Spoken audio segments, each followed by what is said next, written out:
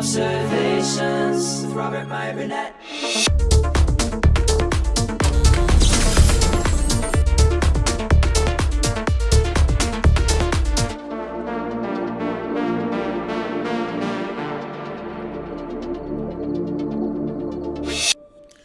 Well, greetings, imagination connoisseurs. Welcome to Robservations Midnighter, episode number 6. This is the late night show where you imagination connoisseurs, you members of this, the Post-Geek Singularity community, can come on this show live and offer your opinions about what you've seen and heard and think about for the day's events for all of you imagination connoisseurs everywhere. Every shape, size, color, creed. Doesn't matter where you're from in all the 28 known galaxies. Doesn't matter how you identify. You can come on this show and offer your opinion. So if you've got a camera, you've got a good, mic, get it ready because I'm going to drop a link where you can come on this show later. So listen, it's no surprise to anybody who's watched this channel for any length of time that I have been highly critical of filmmaker J.J. Abrams. In my estimation, he's really, not done well by two of my favorite franchises, Star Trek and Star Wars, which is baffling to me considering we now live in a world where film trilogies are things that, we all know and love. This year is the 20th anniversary of the release of Fellowship of the Ring. Later on, around the holiday time, the 20th anniversary of Fellowship. Obviously, that was a trilogy based on J.R.R. Tolkien's seminal novels that comprise The Lord of the Rings, Fellowship of the Ring, The Two Towers, and The Return of the King. Obviously, those were pre-planned. Well, as far as Star Wars goes, we have the original trilogy from 1977, which we just celebrated its 44th anniversary, 1980, 1983. Then we have the prequel trilogy beginning in 1999. So anybody that's working on Star Wars films and you're going to make the 7th movie in the Skywalker saga, you would think that by design, knowing what we know, knowing how successful trilogies can be, that when going in, they would obviously have planned for all 3 movies, especially with Disney investing $4 billion buying the franchise from George Lucas himself. Well, judging by how the sequel trilogy came out, which was, let's say, less than satisfying, it is baffling, truly baffling, to hear J.J. Abrams himself, in hindsight, talk about perhaps things that should have gone a little better. And with the amount of money at stake and with the foreknowledge of how trilogies now are supposed to work, it blows me away that we get anything less than great. But sure enough, after 2, I would say, very lackluster Star Trek movies, sure, they look good and they spent a lot of money, but they were brain dead from an intellectual standpoint, which really didn't do very well for the franchise. And while everyone says, hey, Rob, Force Awakens made $2 billion. Right, but all it was a half-assed rehash of the original Star Wars film, which was called Star Wars Not a New Hope when it came out. And while people can like it, and I don't begrudge you if you do, I think from an academic storytelling standpoint, it doesn't hold together. As a matter of fact, a lot of it, when you break it down, is quite nonsensical. And by the time you have J.J. Abrams coming back and making The Rise of Skywalker, The Rise of Skywalker could be one of the most nonsensical and disappointing science fiction films ever made, if not the most disappointing science fiction film ever made. So in an article today, actually I got this from Ars Technica, which was getting it from Collider, he talks about this. And this is just, I with the amount of money at stake and how Hollywood works, and Hollywood's worked pretty much the same way for 100 years, it boggles the mind that we get this from Mr. Abrams. So this was in Sam Makovec, published this today in the afternoon. This is from Ars Technica. J.J. Abrams says, a lack of plan in Star Wars' latest trilogy was a critical flaw. An 11-year-old could have told you that there should have been a plan for the new Star Wars movies. Actually, an 8-year-old, maybe a 6 or 7-year-old could have. An upcoming interview with filmmaker J.J. Abrams will span the entirety of his career, and that means it includes significant statements about his work on the latest Star Wars trilogy. From the sound of things, 17 months of distance from his last Star Wars film, Episode 9, The Rise of Skywalker, have given him either the clarity or the cushion needed to speak frankly on what the film arguably flubbed.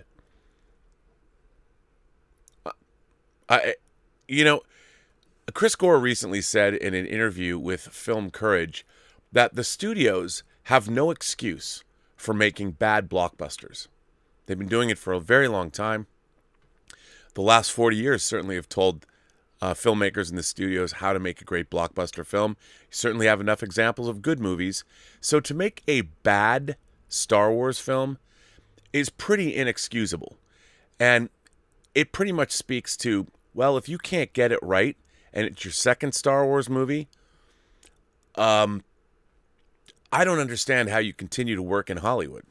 But anyway, I guess you could say, what filmmaker has made one film in a franchise that made $2 billion, and then the subsequent film that filmmaker made half of that? That has to be some kind of franchise record in terms of losing money. Anyway, given him either the clarity or the cushion needed to speak frankly on what the film arguably flubbed.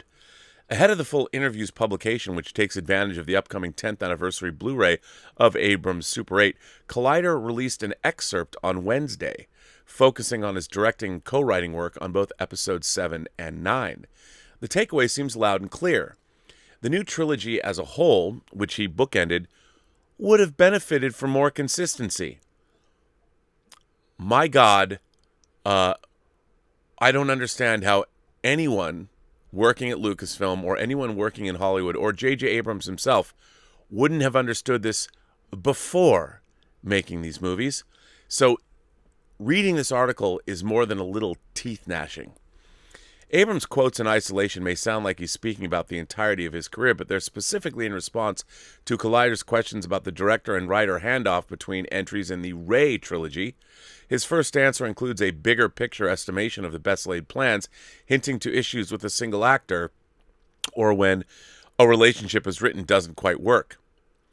Having a plan is the most critical thing. By contrast, other things that you think like, oh, that's a small moment, or that's a one-episode character, suddenly become a hugely important part of the story, Abrams says.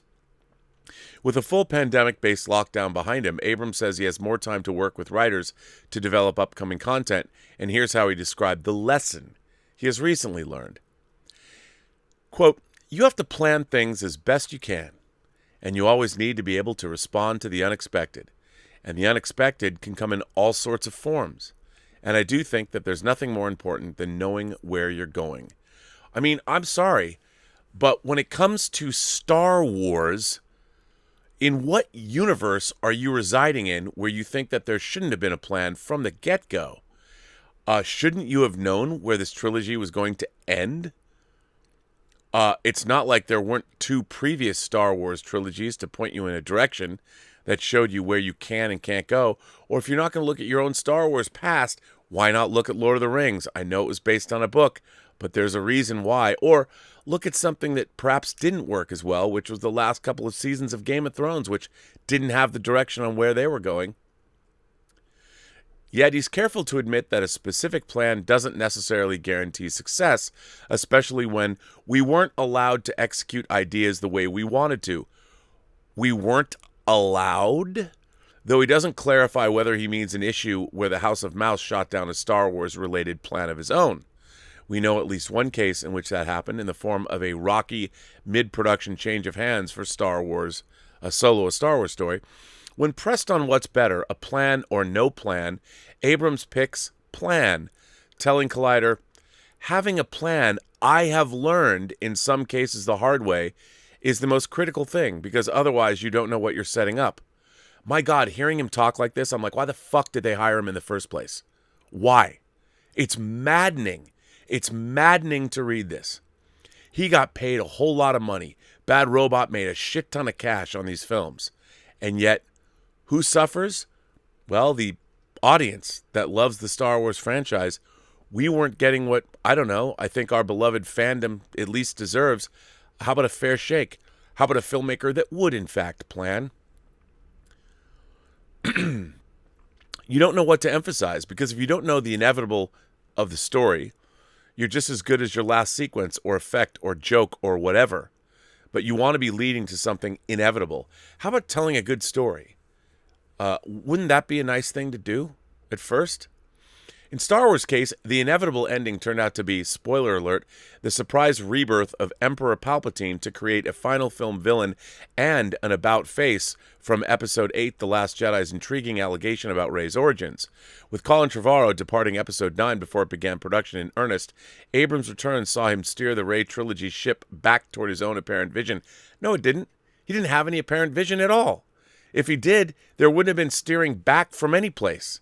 They would have made a trilogy because they would have known where the story was going to go. What a half-assed, haphazard way to go about this. You'd think with their crown jewel, Disney would have planned better, maybe found some filmmakers that planned better. Abrams' return saw him steer the Rey trilogy ship back towards his own apparent vision, jettisoning the logic and build-up that came from Rian Johnson's directorial pivot approach to showing up mid-trilogy. My own Episode 9 review called this issue out. After praising its best moments and its two stellar lead performances, I did my best to offer a spoiler-free condemnation at the time. Rise of Skywalker might otherwise serve as proof that director-co-writer J.J. Abrams was the wrong person to finish the latest trilogy. The film rushes between plot points. What plot points were those? Overuses certain characters and wastes others. And whether you loved, tolerated, or hated 2017's The Last Jedi, it's easy to conclude that the previous film's most intriguing developments and concepts were abandoned, and without any convincing proof that Abrams had better ideas in store. The series has since blossomed with its pivot to serialized and drawn-out plots built into older series events, from Clone Wars and the Bad Batch's deep dives into the prequel trilogy to The Mandalorian's stitching of that content into the original trilogy's timeline. The most recently announced addition to that slew of existing stories will follow Obi-Wan Kenobi as played by Ewan McGregor between the events of Episodes 3 and 4. It will likely have to tide fans over to a greater degree now that Disney has confirmed that the Mandalorian spin-off Rangers of the New Republic has been put on production hold for the time being. Meanwhile, life is looking good for Rian Johnson as well, who is set to helm 2 sequels to his Oscar-nominated cash machine Knives Out. Today's Abrams news follows his confirmation earlier this week that one of his other incredibly geeky projects, a film adaptation of Valve's Portal game series, wow, I'll bet that's going to have scintillating characters, is still in development 8 years after the collaboration was originally announced. Abrams didn't go into further detail about the shape of that project or whether any talent is yet attached to it, but the series' emphasis on flashy CGI robots makes it arguably easier to produce during a pandemic-based lockdown than films that revolve around humans. You know, it's amazing that the man that was responsible for Lost, another series that was one of the greatest audience betrayals in entertainment franchise history, my God, man, I don't know how you keep getting work on these projects where you start us on a path and then, well, you don't know, it's certainly the primrose path because you don't know where you're taking us. It blows my mind that the amount of money that was spent on this franchise was allowed to be mishandled. Chris Gore called it malpractice. I mean, how do you allow this to happen? How do you not sit down and plot all 3 Star Wars films? I mean, you knew you were going to make all 3 of them. You had a brilliant and a carte blanche to create something new. Now, I understand. I'm not going to blame J.J. Abrams entirely for this because while no one's ever come out and say this, the fact that you don't put a movie, I've said this for years, I think Chris Gore took this from me actually, how do you make a Star Wars movie that never gets Han, Leia, Luke, R2, 3PO, Chewie, and Lando together in a scene? You have them all, and you never put them together. You don't give us a story. And there's already existing stories. The whole extended universe canon is there for the picking. And how do you not do that? I mean, it's what an incredible waste You read this and you just think to yourself, gosh, man, how was this allowed to continue? Now, I'll tell you, I find it strange to me that we now live in a world where I would say Star Wars ushered in a new era of science fiction, fantasy, and horror, because that era begins. Star Wars was 79, Star Wars was 77, Alien was 79, Empire was 80, Superman the movie was 78.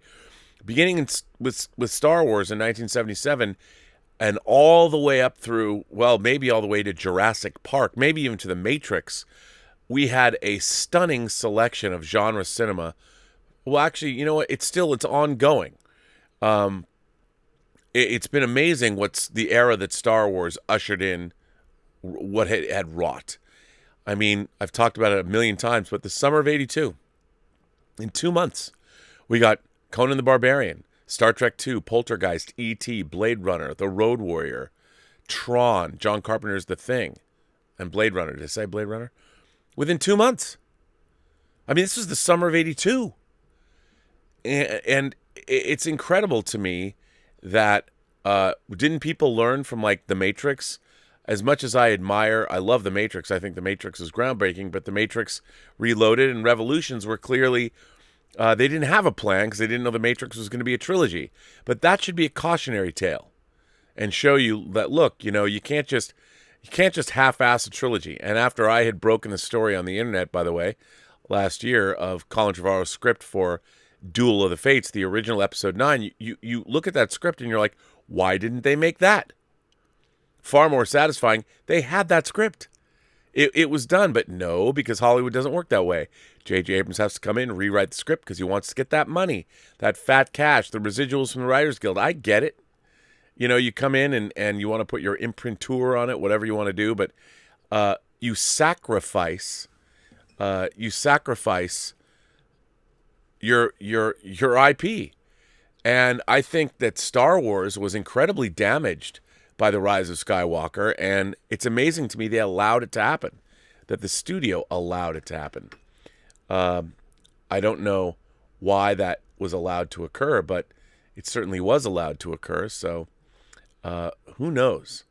Who knows why? I don't know. Yeah, it's very disappointing. Very, very, very disappointing. But anyway, reading this article just made me angry. Magic K sends in a super chat and says, you probably already answered, but I want to know, what do you think of Army of the Dead? I was looking forward to Army of the Dead. I try and take every film as it comes, but Army of the Dead was the first movie I've ever seen that I felt as I watched it, it was being made up as it went along. I thought the film was pretty nonsensical. There was not a lot of, I think that Zack Snyder, he also scripted the film and shot the film. I thought that his deficiencies as a writer were sort of laid bare. There were a lot of, I could get into it and do a breakdown. I don't want to make this a long review of Army of the Dead, but there was a lot of really weird things in it. Like, for instance, I understand that he might have wanted to be making a commentary on what was going on the southern border during the Trump presidency and the Obama presidency with detaining people. So if you have a zombie apocalypse, right, and Las Vegas is walled off, why do you have refugee centers on the other side of the same wall, the containment wall, that are keeping zombies there? Wouldn't you want to move every person out of that facility? Like, why are you keeping refugee centers next to the same wall that is walling off zombies from the rest of the population? Why would you do that? And by the way, it's America. Why are there refugee centers in Las Vegas anyway? You're in Nevada. People can pick up and leave whenever they want. Unless they were under quarantine because they thought that there was the possibility someone might have been bitten. I'm watching this going, this doesn't really work. And I get it. They're trying to make it allegorical to other things that are going on in the real world. But the last thing you'd want to do is house people very close to, I don't know, zombies the people that could actually make you more zombies by getting bitten themselves. And then, of course, you have our coyote that's apparently taking people in and out of zombie-ridden or riddled Vegas. And this coyote doesn't mention to our group of crack, criminals, ex-military, whoever they are, our coyote doesn't mention that, oh, by the way, zombies are getting smarter and they demand a tribute. Like, wouldn't that have been something that should have been mentioned before they went in? The fact that zombies, oh, I don't know. And everybody seems to know that there's intelligent zombies because, hey, let's go get these intelligent zombies and bring one of their heads back because we can use them to build, oh, I don't know, super soldiers. Like, nobody thought of that before after we saw the whole city fall. I mean, the movie made no sense to me. There's so many different things that happened in that film. And as it moved along, I'm like, wait a minute, come on. It really seemed to be being made up as I watched it. And I really, really, really disliked it. And I'll tell you, I've often said that Dawn of the Dead, George Romero's Dawn of the Dead, is one of my favorite films of all time. So when Zack Snyder was going to remake it, his debut feature, in 2004, there was nobody more primed than I was to hate it. And in the first 10 minutes, he really won me over. I'm like, all right. But of course, James Gunn wrote that script. And I just, people either understand things or they don't understand things. And I think that I don't get while you're making a movie, especially in the edit bay, that there are many logic questions that you have to surmount. And Army of the Dead was one big logic question. And I know that we've got a prequel being made and there's an animated series being made, so maybe they're planning on filling in the blanks. But it really didn't make any sense to me at all. I was not a fan. I wanted to be, but I wasn't. So there you go, Magic A. Lynn, is that our fan Lynn in our man or our woman, I should say, our vocalist in Japan? Lynn H says, finally caught a midnighter. The sequels totally turned their backs on the prequel era and trashed the legacies of Luke and Anakin. The only praise I can give Darth JJ is the cast he assembled. Totally wasted, but a great cast. Totally agree. The cast was great. And, I'm sure, and while no one's ever come out and actually stated this, I am sure that the mandate from Disney was that, look, we need new characters. We can't base our new Star Wars movies around characters in their 60s. And this is the kind of thinking that I don't understand. Like, why not? I mean, you're talking about, like, not some rando franchise. You're talking about Star Wars. We've all watched generational sagas. You look at Game of Thrones and older characters like Tywin Lannister were just as compelling as a lot of the younger characters. You could have introduced younger characters that would be sort of mentored and shown the way by our legacy characters, but make that first movie about our legacy characters. Like I've often said, if you're a kid now and you just are introduced to Star Wars and you're 6 or 7 and you're watching them in numerical order and you get to the end of Return of the Jedi and you put on Episode 7, The Force Awakens, you're going to get a real rude awakening because it looks like your favorite characters are idiots. Where Force Awakens begins, it's like, wait a minute, you just won the war and now the First Order has risen to power. You've allowed an even bigger planetary weapon to be built than the Death Star? What kind of idiots are you? The Force Awakens is a movie that begins and tells us that all of the characters you just watched win a hard-fought victory over the Empire. Somehow their brains turned to mush, and they allowed all of those hard-fought victories, all for naught, and they allowed the First Order to rise, and, the Republic get destroyed again. And I don't have any sympathy for anybody after that. All of our characters, whether it's Poe Dameron or whether it's Rey, I don't care. All of the characters that we're supposed to think are good, even our characters, Luke, Han, Leia, R2, has a tarp over him most of the movie. How did this happen? Why are the people in the movie The Force Awakens so monumentally stupid? I don't know. Like with the Star Trek movies, admittedly, J.J. Abrams did not write Star Trek '09. It's interesting to me that his sensibility is one of, apparently, where logic eludes him. And I don't understand why. I really don't get his science fiction movies, whether it's Super 8, which is a Spielberg homage, and a bad one at that. His 2 Star Trek movies and his 2 Star Wars movies are perhaps the worst crop of big budget science fiction movies together. I mean, I don't know why anybody would give him money to make another movie, to be honest. I don't, because the scripting, the storytelling is just not there. And I don't know. I don't know. Concessions before credits says, I need to get in on this Star Wars conversation with you. Can you do a live call-in? Well, Concessions before credits, that's kind of the entire point of Midnighter, is that indeed it's all about making it about live call-ins. And to that end, what I'm going to do is I'm going to get your cameras ready, get your microphones ready. I'm going to drop in a link, and you can come on this show live. And if you want to talk Star Wars, let's talk Star Wars. But I would just ask, if you've been on the show before, just hang back and see if we can let somebody on the show that has not been on the show before. And I noticed Script Doctor, if you're in there, come on.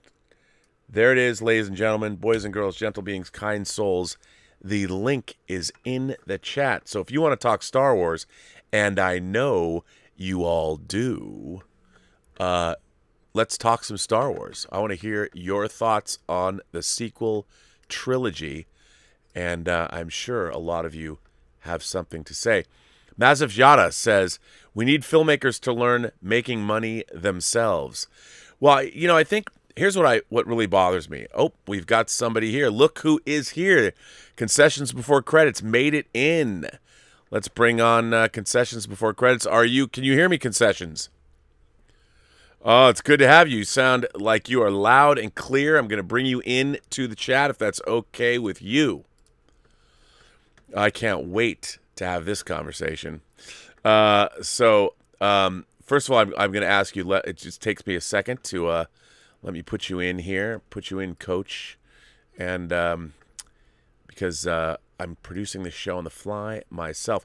So all of you imagination connoisseurs out there, please welcome to Midnighter, Concessions before cred.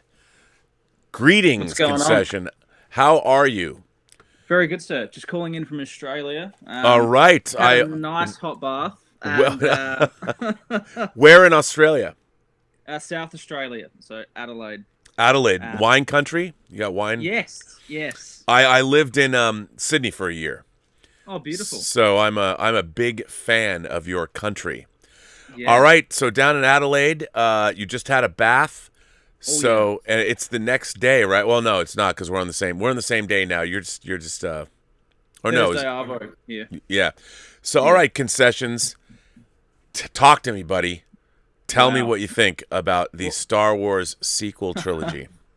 Well, as I said, I was in the bath, sitting there, sweating, because now it's so hot. I've run out because I've seen this topic come up, and I'm like, if I'm going to get on a show, it's going to be this one, 100%. I've been watching for so many years, and I think this is the topic I need to jump in on, because I think I was 15, and I had the day off school when they announced the new trilogy. And I was just in tears, because to me, it's one of the most important stories in all of the zeitgeist as we know it today, that has formed the opinions and the philosophies of so many nerds, the original Star Wars saga. I grew up with the prequels, and to me, they were as important and as great as the originals growing up. I can see the flaws, obviously, with the net criticism that followed. But the idea of three more, as a kid, my dad and I, because that's what we bonded over with Star Wars. Sure, absolutely.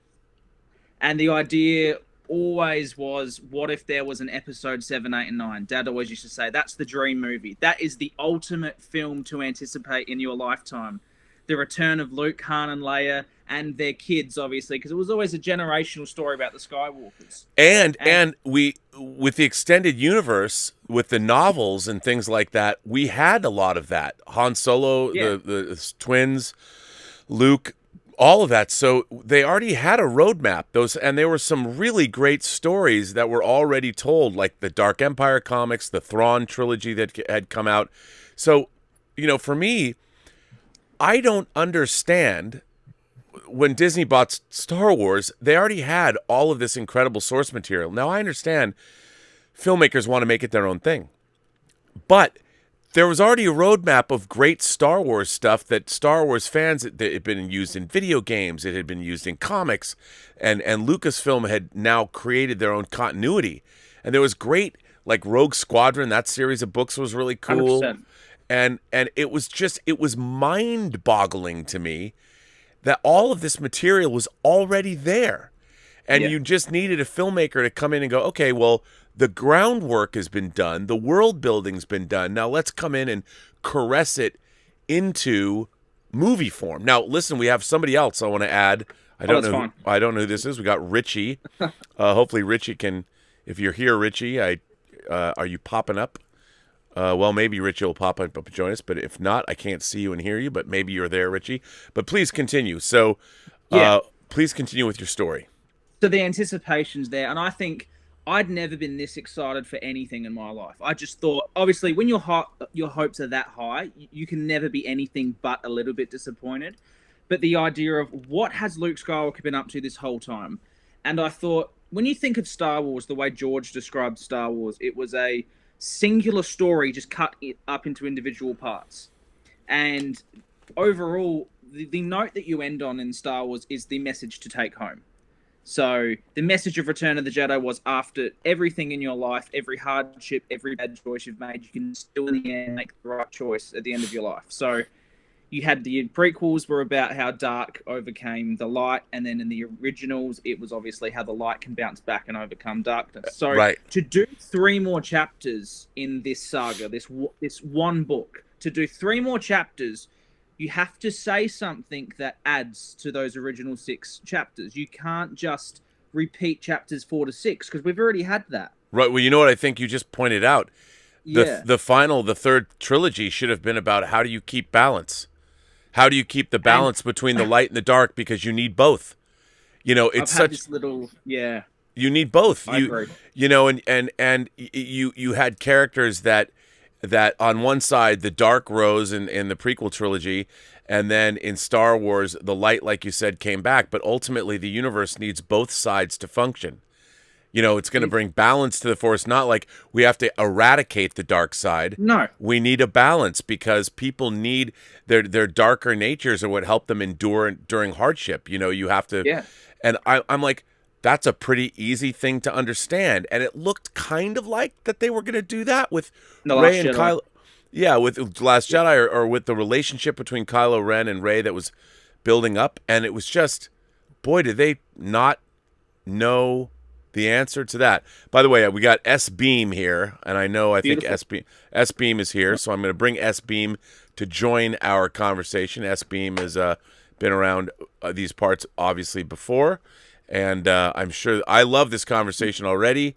I'm thoroughly enjoying this immensely, so let me just bring S-Beam in here to add to this, because I think that, like you had pointed out, Concessions, I mean, Star Wars has a very important place in pop culture, and I think more than anything it shows the danger of what happens when these franchise properties, S-Beam is now in the house.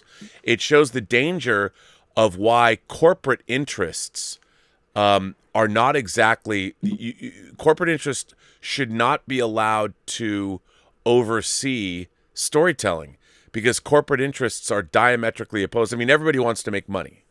I understand that. But in order, you still have to have a great story. So it's in the corporate interests and their shareholders and anybody, you got to tell a great story first and foremost. You can't sit there and tell you can't have corporate, like, we have to introduce new characters for our theme parks and everything. No. You need characters that people like. So you have to have great characters and tell a great story first. You can't put your theme parks and you can't put the needs, especially when you're telling stories and you're expecting people to love them. And that's what corporations are doing. That's what the problem with all of these franchises is that the corporate interests of making money, you think that that's something easy to do, but everybody just thinks that, well, people are going to go see Star Wars just because.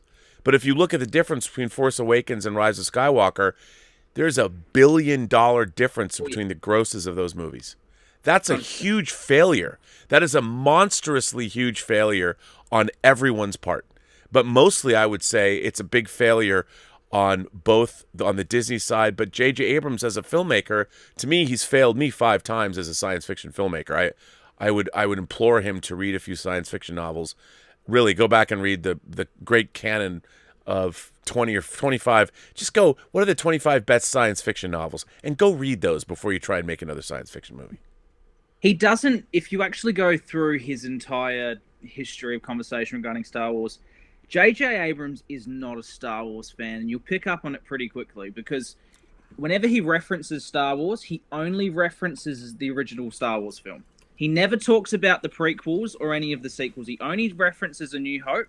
And there was one part in the Force Awakens documentary on the Blu-ray that really caught me to realize he knew nothing about Star Wars, as he said this quote, "How could you do Star Wars and not do the Cantina?" And to me, I think, hold up. The Cantina was in a single Star Wars film. It's not an essential part of what Star Wars' iconography must contain. It was in one film, the most popular of all the films, mind you. So he was obviously this kid, like, say, growing up for me, Avatar came out. Everybody saw Avatar. But it wasn't something you were connected to or something that became a part of your entire being. It was just this moment in history that everybody was a part of. To be a fan of Star Wars is not just to be a fan of the original movie that everybody saw. It's to be a fan of the franchise as a whole. And he's not. He's just not. Yeah. Well, the idea, too, that they already did the Cantina. The whole thing about the Star Wars films is that each film takes us to places we didn't see in the previous film.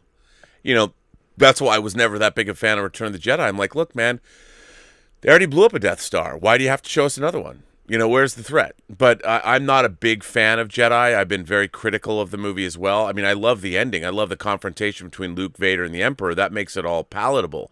But the rest of the movie, rescuing Han was great, but the rest of the movie is kind of like meaningless. You know, it's like, whatever. You're going to go destroy the shield generator. Okay. But as far as the story goes, Luke and Leia don't go anywhere. There's no real progression with their characters. Han. Han. I mean, pardon me, I meant to say Han and Leia, not Luke. Yeah. I mean, Luke has growth, but it's very minimalist, and it's unfortunate. But the idea that, Star Wars has to have the Cantina, are you kidding me? Go somewhere new. I mean, the great thing about The Empire Strikes Back, which I've often maintained is one of the great fantasy films of all time, because not only does it grow and does it build upon what Star Wars delivered, it takes us to places like, to show the rebels getting routed by the Empire in the beginning of the movie. That was a really bold choice, you know, and then have Luke go off and meet Yoda, and the whole idea of Yoda not being what Luke expected, and then Han and Leia fleeing the Empire, and Vader being obsessed. I mean, all of that stuff was not, it just made everything about Star Wars better.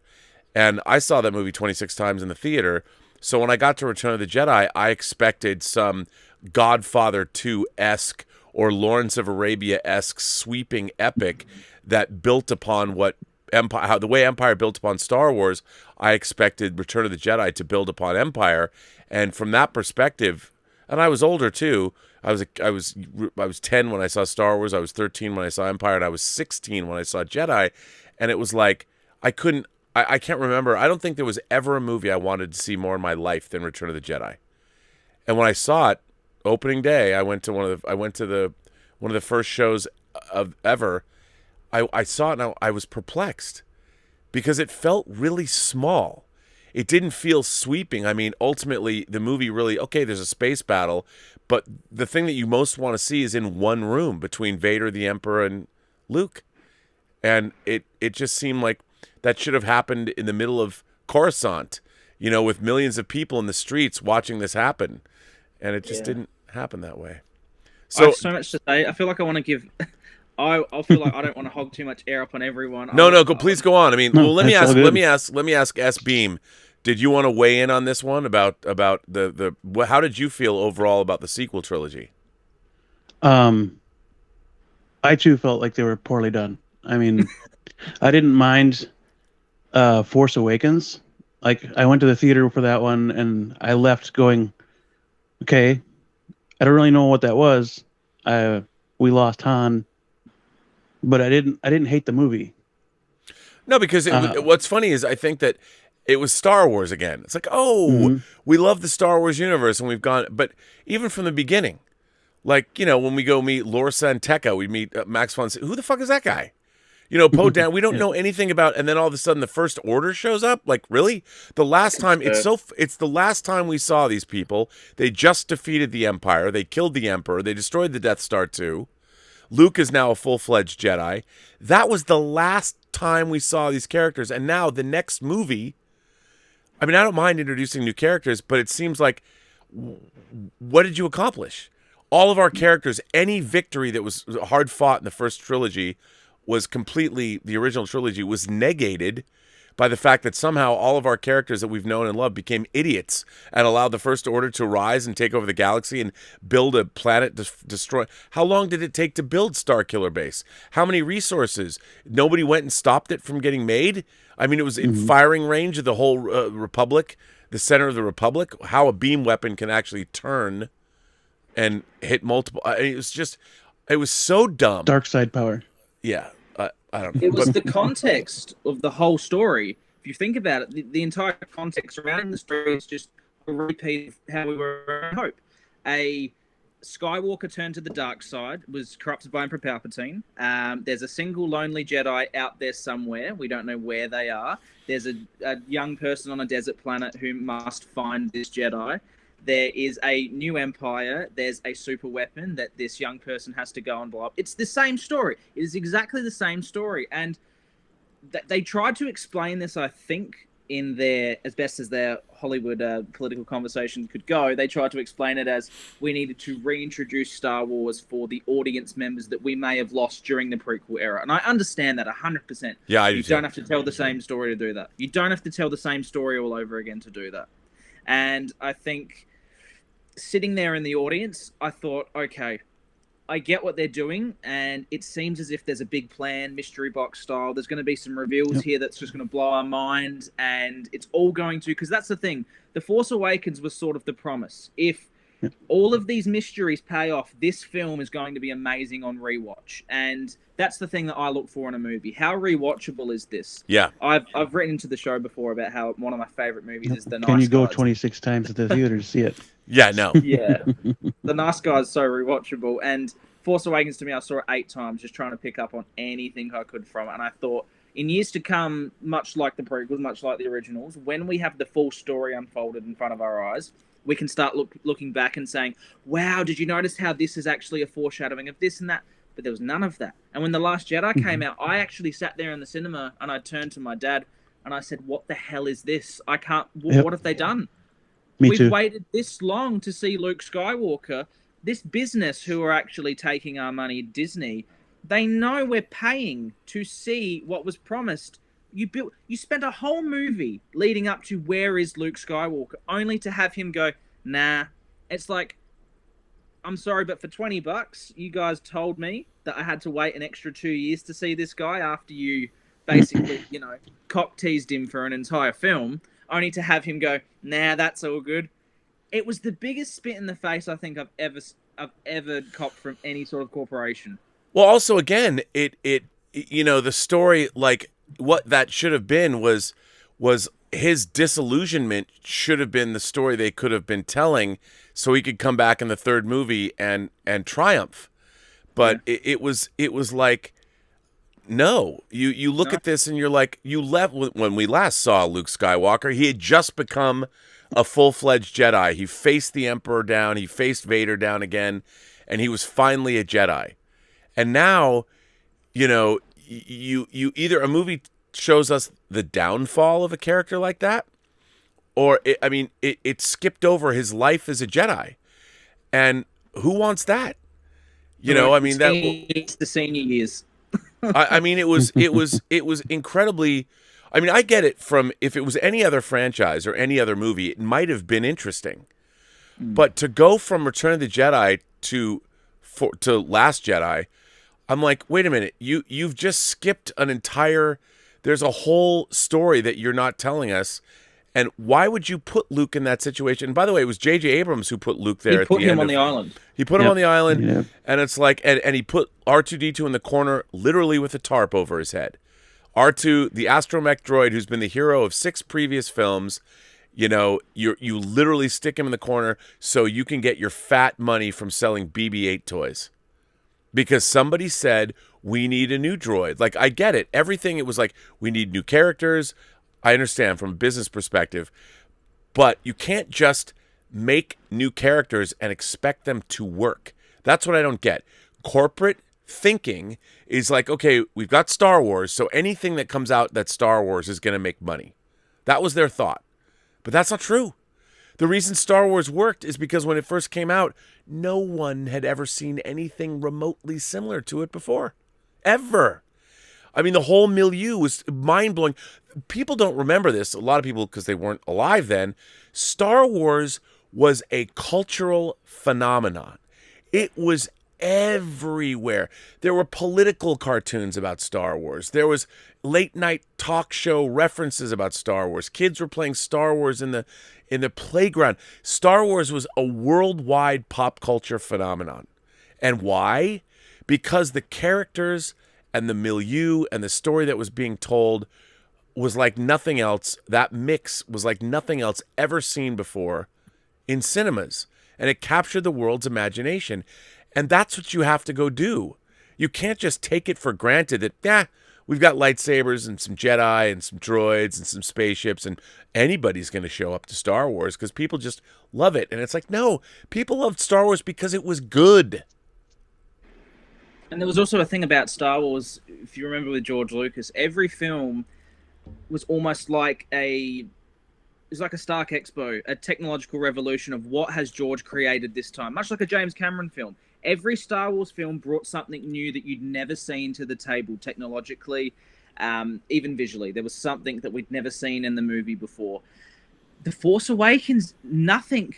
There was nothing I'd never seen before. And I think when 100%, when George first envisioned the sequels, my understanding was it was sort of building on the back of the 3D craze. I think that's why he started releasing the original 6 in 3D slowly, because he was going to finish it off with 7 at the end being the, whenever it would have been, by the time we got to Return of the Jedi 3D, it would have been 2016, 17. And I think that's when he would have released 7 in 3D being the new sort of technological marvel of the time.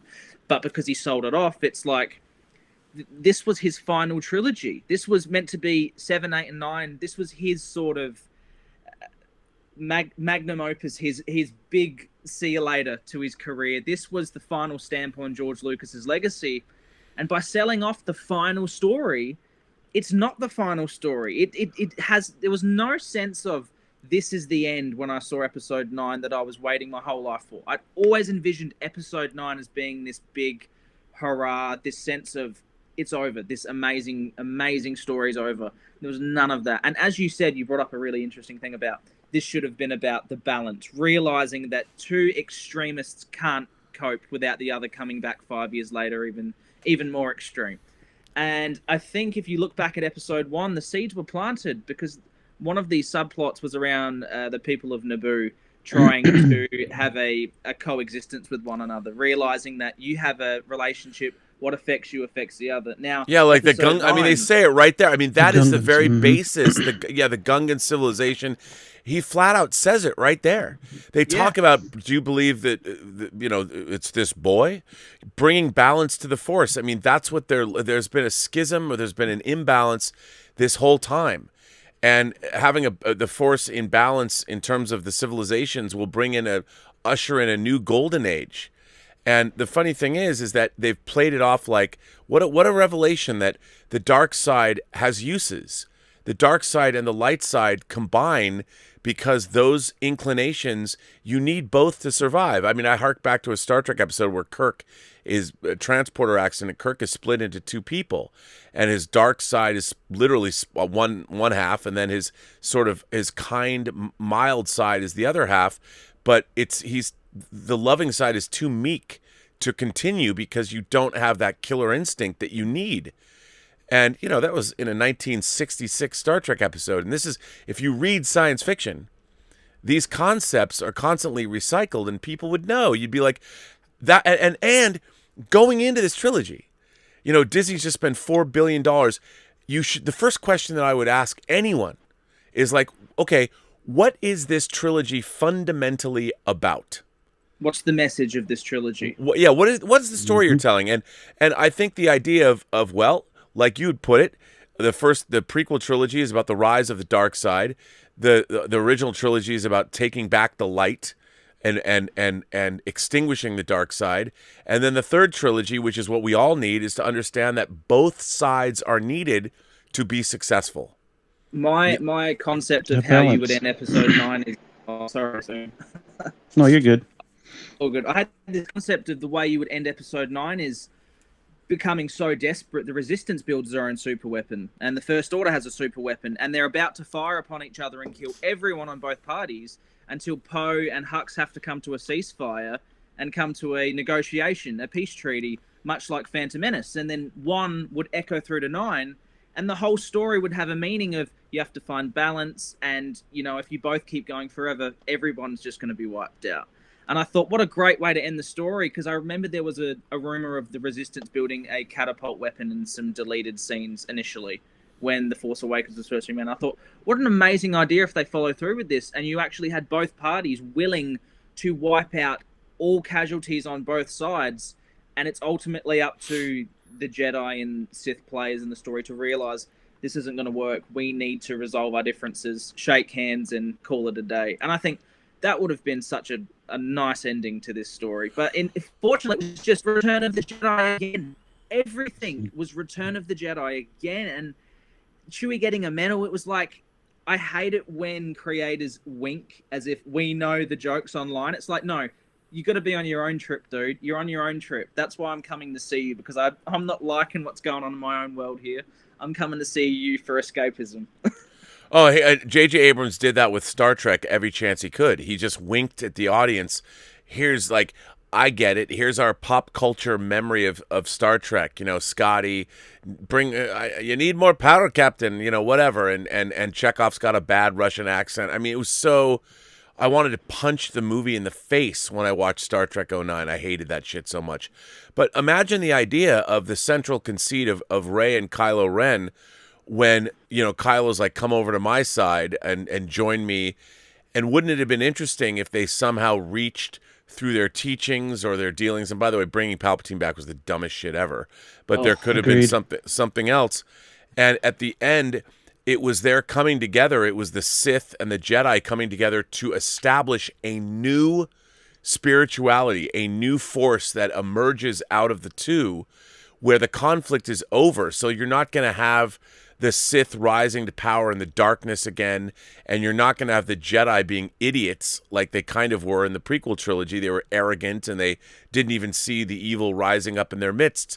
But if you could have a new way, sort of a new religion, a new spiritual force of that's why they wanted balance of the Force in the first place, because it would bring about a new Enlightenment age. It would have been the Age of Enlightenment, and that's the Skywalker story should have ended when it wasn't necessarily messianic, not like a Jesus story, but when all of our culture, all of the universe is enlightened, because these two forces are now they're now together, and they're spreading the energy that they should have been spreading this whole time.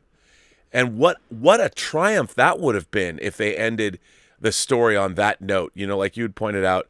It's what's been in my head for years. Exactly what you're saying. And I just think that was another thing was, do you remember the first Force Awakens trailer?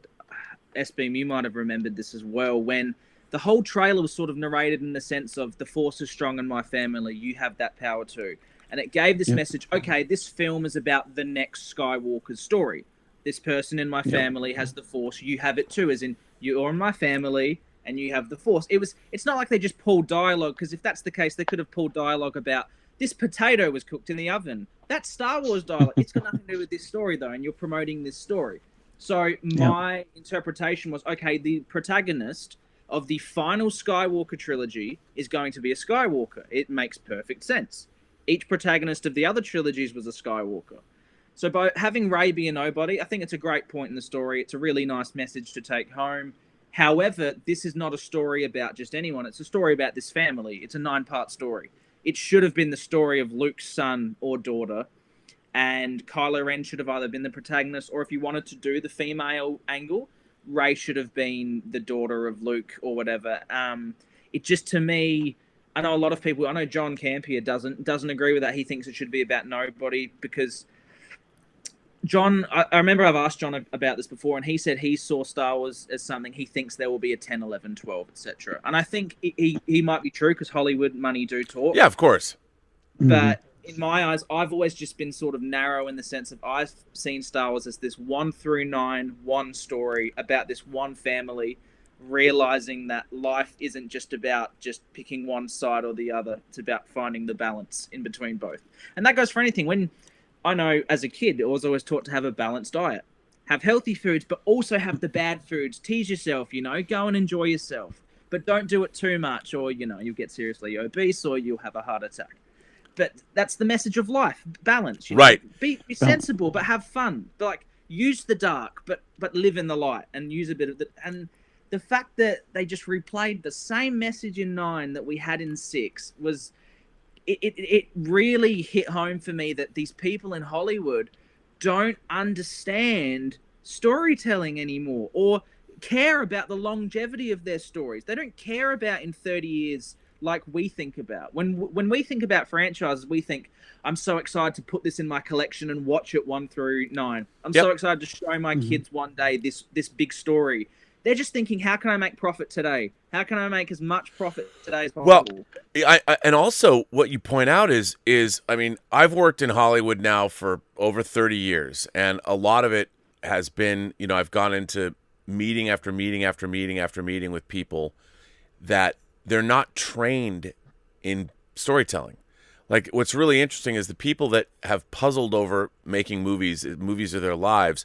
We need to go in and have conversations with people that don't, like, everybody thinks they know how to make movies. Everybody. It's the one profession in the world where when you work in Hollywood, everybody will be happy to tell you what you're doing wrong. Even though they don't know fuck all about making films. And they also don't know anything about storytelling either. But because we've all watched movies our whole lives, people are like, well, I could do that. Of course I could. Because everybody wants to get into movie making. So when you go and you have these conversations with people, it's very interesting to listen to all of these opinions. But what's frustrating is, and I'm not saying I'm the end-all, be-all in either, but at least I have a vast knowledge of the kind of material that I would want to work within.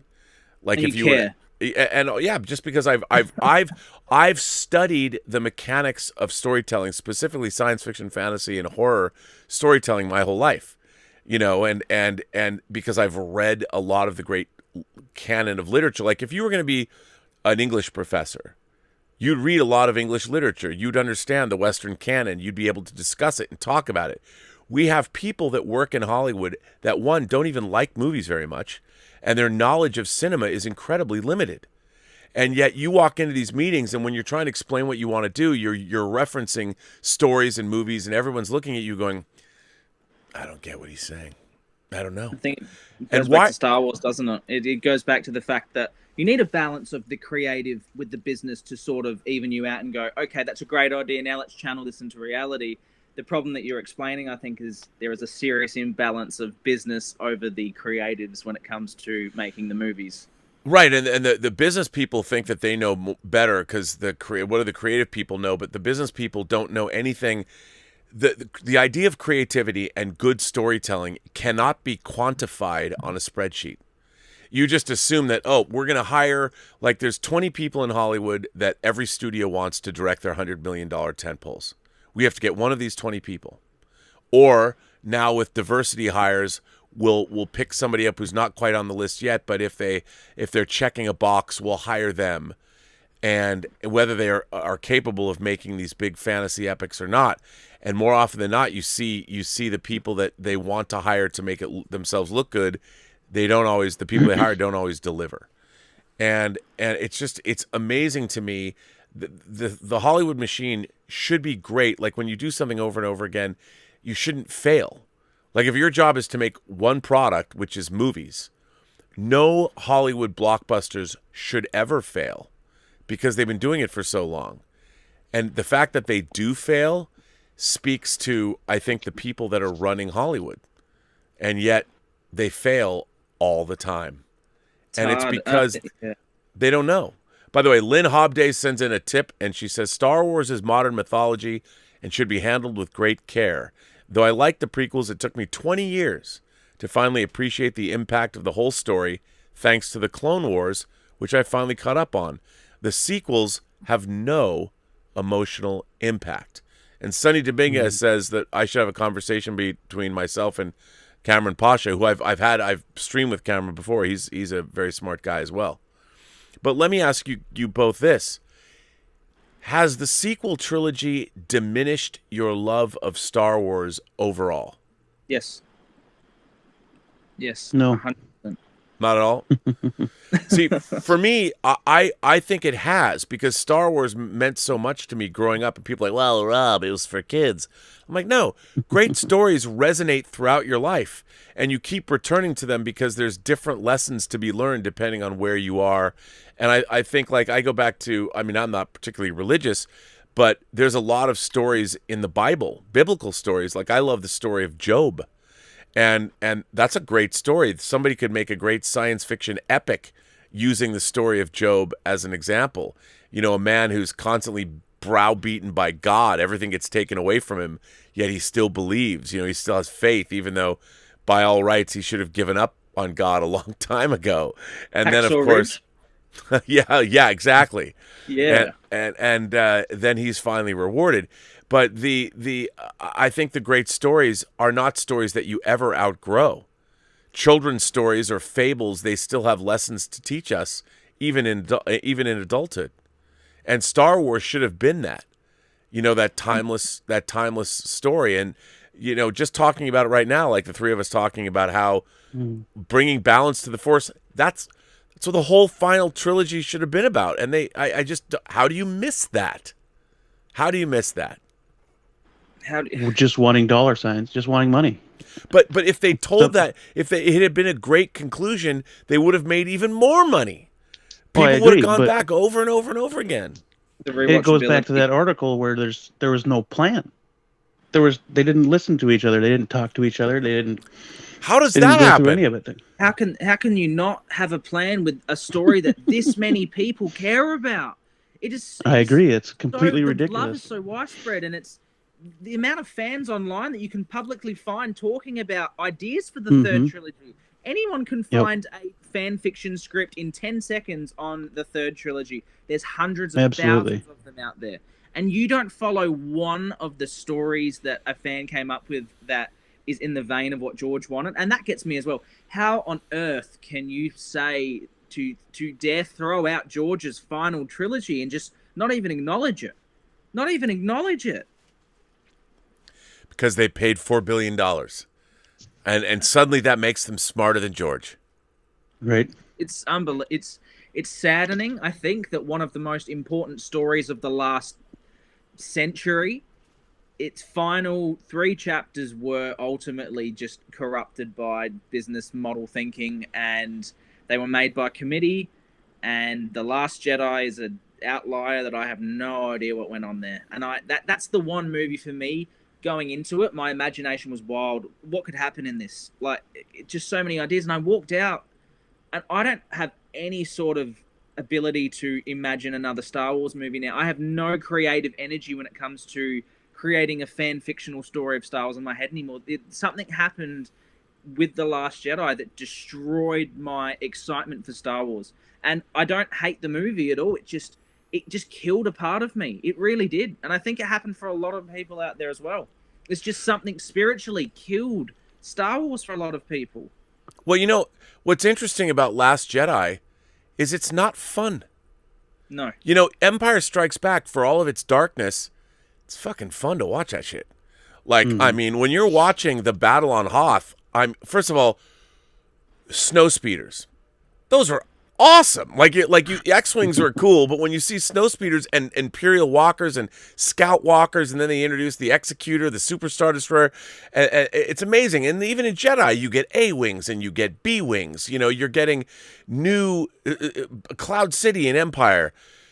Why, 30 years later, do we not get a new hero starship? We're seeing the Millennium Falcon, and I'm supposed to be excited because it's got a rectangular satellite dish on the top, and you're getting X-wing fighters that look more like McQuarrie's concept paintings. Give me a break. How do you not design new hero starships that are kick-ass? Look, I love the color scheme. Advancement. Yeah, I mean, how do you not, like, I loved the color scheme. I love the black and gray and the red of the First Order TIE fighters, but they're still fucking TIE fighters. I've been seeing TIE fighters since I was a kid.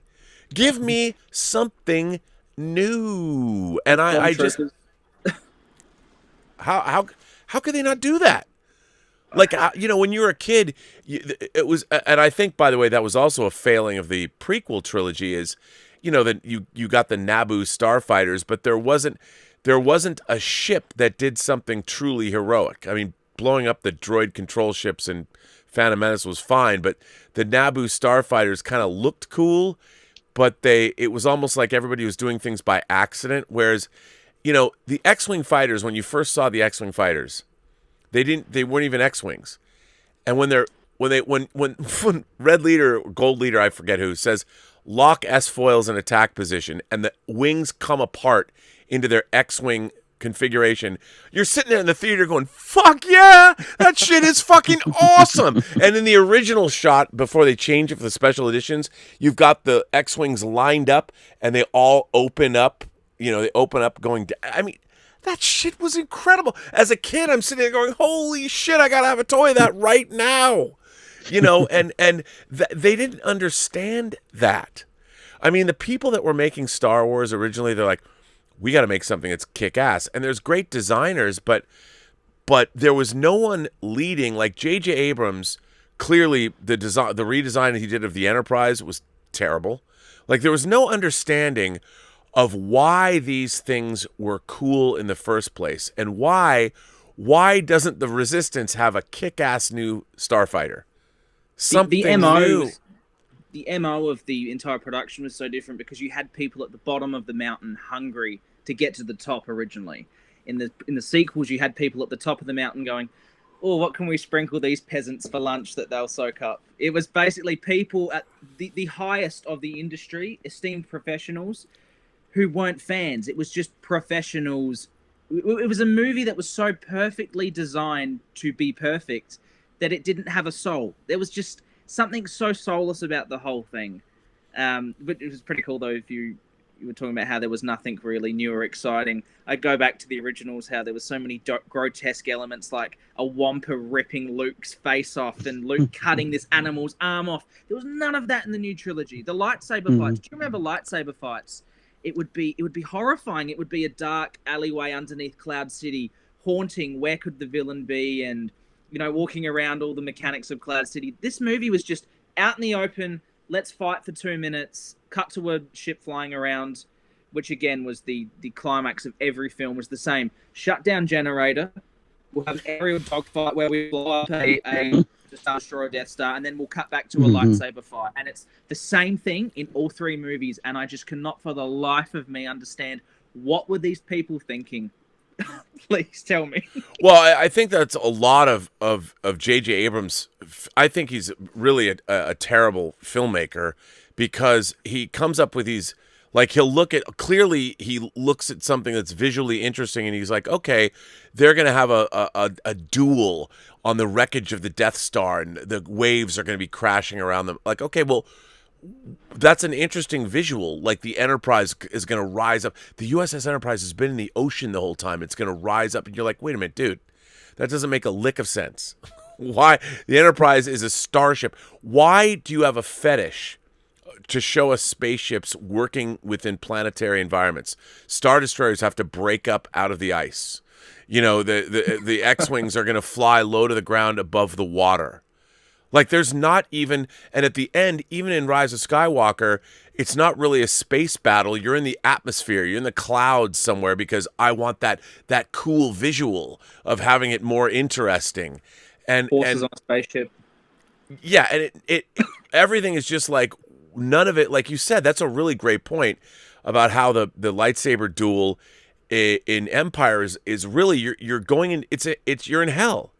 You're first of all in the carbon freeze chamber when they first ignite their lightsabers, that the smoke is coming up. You've literally gone into Hades. You've crossed the river Styx and you are in hell. You are fighting the Dark Lord of the Underworld, Satan himself in the guise of Vader, and you keep going deeper and deeper and deeper into Dante's Inferno to the point where you're literally standing over the abyss on this gantry and you lose your fucking hand. And all of that was all part of the thought process. I'm sure Irvin Kershner was even thinking that when he was directing those scenes, because that was there's metaphor in everything that you're watching, you know, and there's meaning in every shot. It's not just like, oh, this will look cool. It's checklist now, and it was so atmospheric what you're describing. Every lightsaber battle was atmospheric. It was hiding in the shadows. Who would strike first? There was so much suspense and anticipation, and there was so much emotion behind it all. We had 3 lightsaber fights in the sequels. It was Rey versus Kylo, Rey and Kylo versus some guards, and then Rey versus Kylo again. And we almost had Luke, but he just did a couple backflips and then died. Well, also, I mean, if you think about it, the way the confrontation with Vader is set up, like in Dagobah, you know, he's got to go into the cave. Well, what's in there? Only what you take with you. And then Luke sees his own face in Vader's mask, and the idea that battle, it ebbs and flows. Luke is getting his ass handed to him when Vader's flinging equipment at him, you know, and he goes out the window, and then he winds up on the gantry. I mean, the whole battle has a beginning, a middle, and an end. And at its climax, Luke loses, you know, and that's why the movie is so effective. And like you said, lightsaber battles, why are we fighting? Every lightsaber battle has to have a bigger meaning behind it. You know, some kind of something more is going on than just, oh, it's time for 2 people to use their energy weapons. So here we go. You're in my way. How do I get past you? Yes, it's a boss fight in a video game. Did Jono, you say the same thing about the prequels? No, I don't think so. I think that I've always said that I think the prequels are not good movies, but they're good Star Wars. There's a lot going on in the prequel trilogies is quite interesting. I just think the execution was lacking because Lucas was so sort of up his own ass using all this new technology. I mean, he was within takes, he was using, like, he would cut off someone's head from take 1 that he really liked and put him on take 3 and combined. They were just doing all these things, so it felt pretty soulless. You don't have a lot of moments where people are acting with one another in unaltered scenes. It's like normally when you're cutting a movie, you know, you still have the performances that you're shaping, but in the case of the prequel trilogy, Lucas could literally change the actual takes themselves and use body language from one or movement from one and put the head on another. I mean, he was doing things that had never been done before, even within the acting. So it feels strangely inhuman, and the performances are flat and not whatever he was looking for. I mean, George Lucas is not, of course, a people person. So, you know, and he couldn't lead a normal life. But listen, I wanted to say that this is a good point. Jono sends in a tip and says, what was really sad for me was that John Williams didn't have much to work with. Rey's theme is beautiful, but the rest is forgettable. The prequels had much stronger musical themes because the overarching story and characters were good despite the screenplay. I think that's a really good point too. You know, the Duel of the Fates, that piece of music is as good as any piece of music in Star Wars. Yeah, and one thing that makes the prequels memorable is the music from those. Absolutely, and the duel between Obi-Wan and Anakin, that music is really great. And Battle of the Heroes. The Battle of the Heroes. I love how that starts. It's propulsive and it's moving. It moves you along. You know, this is great stuff. And I mean, I like there's some the Rise of the Resistance. There was hints of it, but like Jono says, there was nothing for John Williams to score because the scenes don't even have ebbs and flows to them. When Rey gets in the Millennium Falcon, inexplicably, she knows how to fly it better than anyone who's ever flown it, and takes it through a wrecked Star Destroyer, other than literally threading the needle of an obstacle course, nothing is going on in that scene.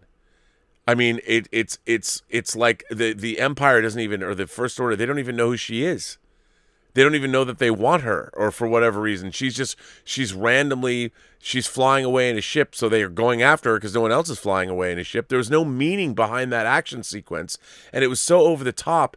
You're watching this, I tuned out. I'm like, I don't believe this. I don't believe any pilot, much less Rey, could be flying through this Star Destroyer the way she is. I'm watching a video game. Once you go in there and the fact that she was this great of a pilot, I'm like, I tuned out. Nobody could overused so many themes too. The original, the Force thing that if you watch The Last Jedi, there's another pet peeve of The Last Jedi. The score never stops in the whole movie. There are no moments of silence, of reflection, of anything. The score is relentless in that movie. It's as if Rian Johnson got the keys, to the kingdom of John Williams and said, I am going to have not a single frame, not touch sound in this film. It is ridiculous. The movie never stops, and every 2 seconds the Force theme keeps coming back, and it just destroys it. It's just like someone's fed you too much caramel or something. It's like I don't want any more. Just stop. To the point where the emotions just completely just drained from that music. Yeah, absolutely. Timothy says, exploring the balance theme for what the sequels could have focused on, how would the Force users find balance? Rey and Kylo split the galaxy, or Kylo goes underground exerting influence? Well, I think you're thinking of it in the wrong kind of terms. What is going to come out of it is not, it's a new enlightenment. When you're bringing balance to the Force, it's almost like, think of it as evolving a new form of consciousness. Your levels of awareness would increase, and instead of, even the way the Force has been taught up to this point, it's only for defense, never for attack. Well, suddenly your whole philosophy has changed. The way you use the Force is different because the way the Force has been taught up till now is that there is a dark side and a light side. When that isn't true, the Force doesn't have that at all. The individual does. And the whole point is that you need to be an enlightened individual. You need somebody that understands how to master both your light and your dark sides in order to bring that balance. The balance takes place within you. And that's what they have never taught. You're either a Sith or a Jedi. But that's not what it's not either or, it's both. And I think that would have been such a great ending. I think. Oh, you got to it would have been a great ending let's too. Go back. I'll get the coffee. You sit down, Rob. You start writing. S-Beam, you get us some nice hot toys to decorate the room with, and we just hammer it out. We just go for it. I'll create the hot toys. Well, I just don't understand why they weren't doing that in the first place. Like, why don't you sit down and figure out? What's interesting is in Hollywood, everybody has to go pitch stories, and then you write screenplays, and then you rewrite them, and you get notes, and you discuss them. People pore over these stories forever. They work really hard on these things, and it's amazing to me. We had Lawrence Kasdan, who wrote Empire, who wrote Raiders of the Lost Ark, who made great films like The Big Chill and Silverado and Body Heat. And then he teams up with J.J. Abrams, who I think is probably, again, I'm just not a fan of his at all. I mean, I'm sure he's a very nice guy, and I really appreciate the fact that he's richer than God, and he's a great businessman, and Bad Robot does a lot of stuff. But why does he exert so much power over these franchises? I just don't understand it, because point to me some movie, other than box office, that is beloved, that people look at and go, my God, that movie's great. Because his films, from what I've seen, they don't even have real scenes in them. They're almost like, I feel like he's a cut scene filmmaker. All of his scenes are like cut scenes from video games that don't have beginnings, middles, and ends. They don't mean anything. They're just kind of strung together to get from one plot point to another. And I felt that way about Rise of Skywalker. What was the story of that movie? It's the vague. epitome.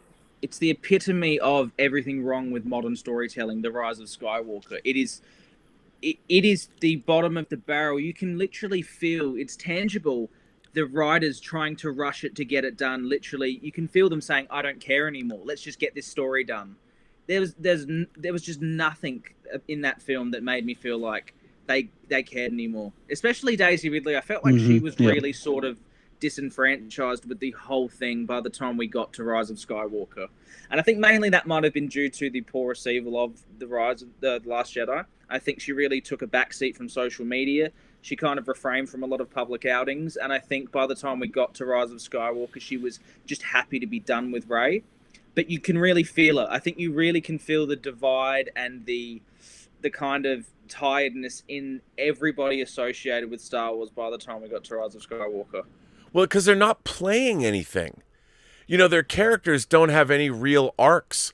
When they're talking to people, there's no real stakes. It's all just like plot, plot, plot, plot, plot. There's no character moments. So the characters aren't asked. I mean, maybe when Kerry Russell and Poe Dameron are having a conversation, but it's like, who the hell is this person? You know, like, okay, they know each other, but she has no bearing on this plot. It's like you're not playing out a relationship that we've seen develop over 3 movies. You've just met this person and like, oh, you might have a past or something. Why is this in the movie at all? What does this have to do with the story that you're telling? You know, when you go meet Yoda in Empire, it's vital to Luke's growth.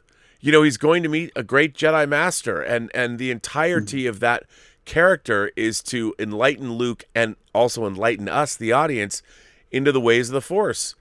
And the size doesn't matter. Absolutely. And perception and all that, what you might think is not necessarily true. Don't make that mistake. And it's just incredible to me. Harry Nice Guy says, I could drive an F1 race car, watch it every Sunday on TV. Sarcasm end. By the way, how does a job interview look like in Hollywood? Do you get the job because of what you know or who you know? Well, here's the thing. You get the job in Hollywood because people believe that you are not going to fuck up, basically. People want to know in Hollywood more than anything that you can get the job done and that you'll be fun to work with. That's what they want. And yes, you have to know people to even get in that room. But if you've had successes before, people will hire you because you're successful. It's kind of a weird way to do things, but nowadays Hollywood doesn't even work like that anymore. It used to be you're only as good as your last movie. Now your last movie doesn't even count. I mean, unless it made like $1 billion, but even then people are like, well, you know, you might have made $1.5 billion directing the Fast and the Furious 7, but that doesn't necessarily mean you can direct our science fiction movie for us. Which is so weird because to me, a great director is a great director. And if you look at your favorite directors, whether it's Spielberg or for me, Stanley Kubrick, they worked in all kinds of different genres. Great storytelling is great storytelling, period. And so it's really strange. Anthony Gonzalez says, in episode 2, we got to see the Slave One in action. But I'm like, okay, that's great. But I would have liked to have seen a different ship. You know, I like seeing the Slave One actually firing on somebody, you know, and dropping mines and everything. But I'm like, God, Jango Fett has Boba Fett's ship. Boba Fett inherited his dad's ship, and that's fine. But and that's cool. It's got a different color scheme. But I kind of wanted something I hadn't seen before. And I love the Slave One. That's another thing about the sequels. We saw the Resistance in the First Order. Where was everyone else? Where were the scoundrels? Where were the bounty hunters? There was no world building at all. It felt so isolated. Everything in those movies was so small and isolated. It really felt like the Star Wars galaxy was in another galaxy, and we were in these, you know, separate few planets in wherever. And it was really, and that's why really odd. Yeah. Well, that's why the Return of the Jedi. It just, for me, it ends the Skywalker story. Because what they turned the new sequel trilogy into was all the originals just side characters. They turned them into side characters, and like you guys were saying, they should have been more at the forefront, at least more at the forefront, in my opinion. And it should have been more part of the bringing the balance to the Force. Well, that was another. the galaxy. That was another thing. Is you never got to see Vader, Anakin be a father to Luke. We'd never actually seen what it meant to be a family. It's a family saga, but we've never seen family interaction. The sequel trilogy should have been about that, where you have our older characters are now passing the torch to their kids. And that interaction would have also been at the heart of the film, is watching one generation pass the torch, and that would have been vital to the plot being told and how people lose their way, and something different. That would be great if we could get a story, because we've got stories of the reluctant Jedi, then the person who wanted to be a Jedi. What about a trilogy where the lead Skywalker was born into being a Jedi and decided, I don't really want to get into the family business, and decides, I don't want to be a Jedi? What an interesting take. Right, exactly. Yep. But none of that's explored. It's just the same story. And I really laugh at when I see things online. Look at the symbolism of the First Order resembling the Nazis. The Nazis, but that is one of the most easy things to do. This guy resembles Hitler in my film. Wow, that's very creative. What, you couldn't think of any other it's not like it's not like the Empire in Star Wars, like Peter Cushing's not supposed to be a Nazi general. I mean, it's like, come on. This is something that was exactly, they're called stormtroopers. I mean, if you want to draw the parallels to the Nazis, yes, it was there. It was already there. I mean, they look like they're the Luftwaffe or something. It's it's amazing to me. And that was the way the First Order was portrayed, the way Hux was portrayed, the most ham-fisted.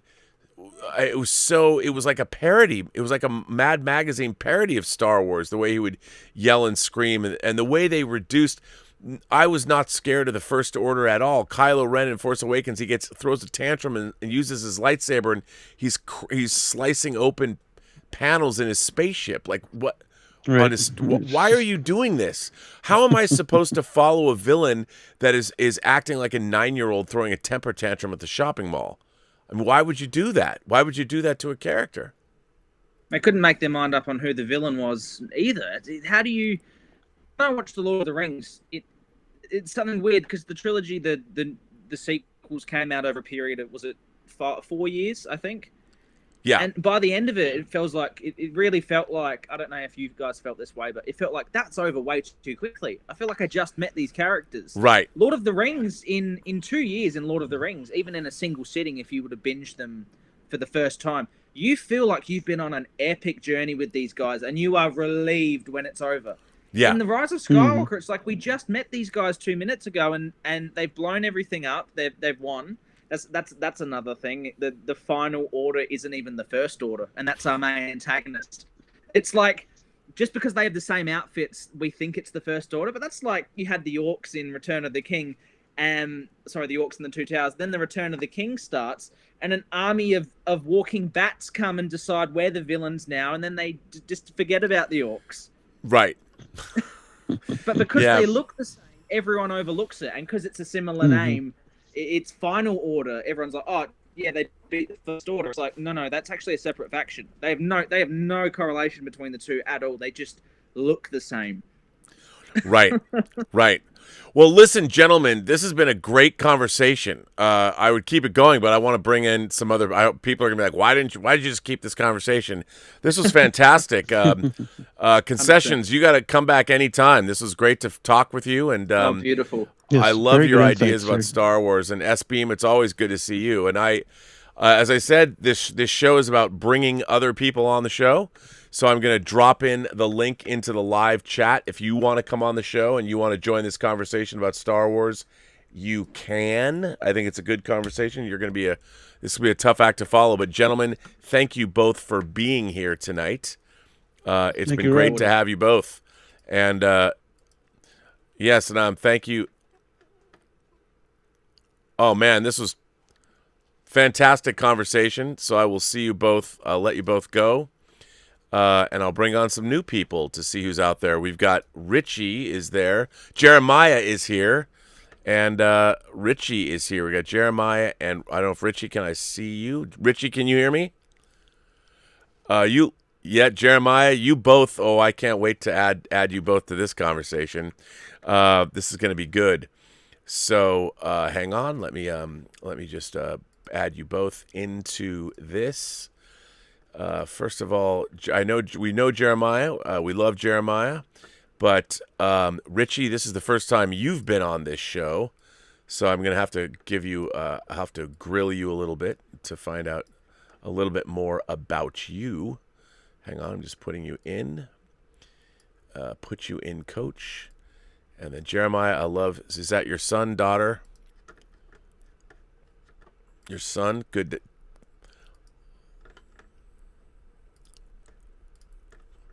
Oh, I know what that's like. Let me get you both in here. Let's see. And I'm sorry, it takes a minute to get everybody in here because it's like a TV station.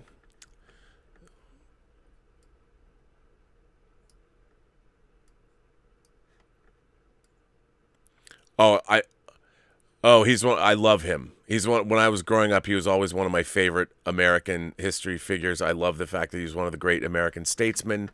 Let me bring Jeremiah on. So we have say hello to Jeremiah and Richie. So I'm a huge fan. Jeremiah asked me why do I have Frederick Douglass on my mic. I'm a huge Frederick Douglass fan, and I thought he did more for right after the end of the Civil War. And in terms of changing the perception of what slaves actually were and what Black Americans were than almost anyone. True. And he was just an incredible speaker. He was an incredible intellect, and he was also of mixed race descent. And I think he did a lot more. He doesn't even get enough credit for what he was doing at the time. So it's funny. A friend of mine sent me a picture, or he sent me a bunch of stickers. His name's Throg. And this was one of the stickers he sent me. And I'm like, oh, I'm going to put this on my mic. So that's how come Frederick Douglass is on my microphone. But so let me ask you both. Obviously, Richie, you've got an episode 1 and an episode 2, the posters behind you. And Jeremiah, we've been talking about the Star Wars sequel trilogy, the Disney sequel trilogy. And let me ask you both, did you feel the Disney sequel trilogy succeeded or not? No. I think we also have to just real quickly recognize how daunting of a task it was to even begin the trilogy again, because if I remember correctly, Disney reached out to Guillermo del Toro, Brad Bird, like they did the rounds, but not everybody was up to it. So I think it's also important to acknowledge that maybe there could have been a blueprint, maybe there could have been architects, but no one wanted to pick up that mantle. Yeah, although I think that that's probably true, but then they should have waited. They should have waited to move forward. It was too important. I mean, obviously, what I find really interesting is about the sequel trilogies is even those main characters did not permeate the pop culture zeitgeist, because that's why there was no merchandise sales. They didn't sell the toys, because once you meet these characters, yeah, there's people that like Rey and people that like Kylo Ren, but not like they like Luke, Han, Leia, and Vader, and Chewie and R2 and 3PO. And I think that it just goes to show you that you still need great characters and a great story. Even with Star Wars, people aren't going to just go to it because it's Star Wars. Although somebody would say it made a lot of money, so maybe it did succeed, but I don't. Let me ask you, Richie. I mean, as a Star Wars fan, why did you say you didn't like the sequel trilogy? Why didn't you like it? I mean, I really, really wanted to like it.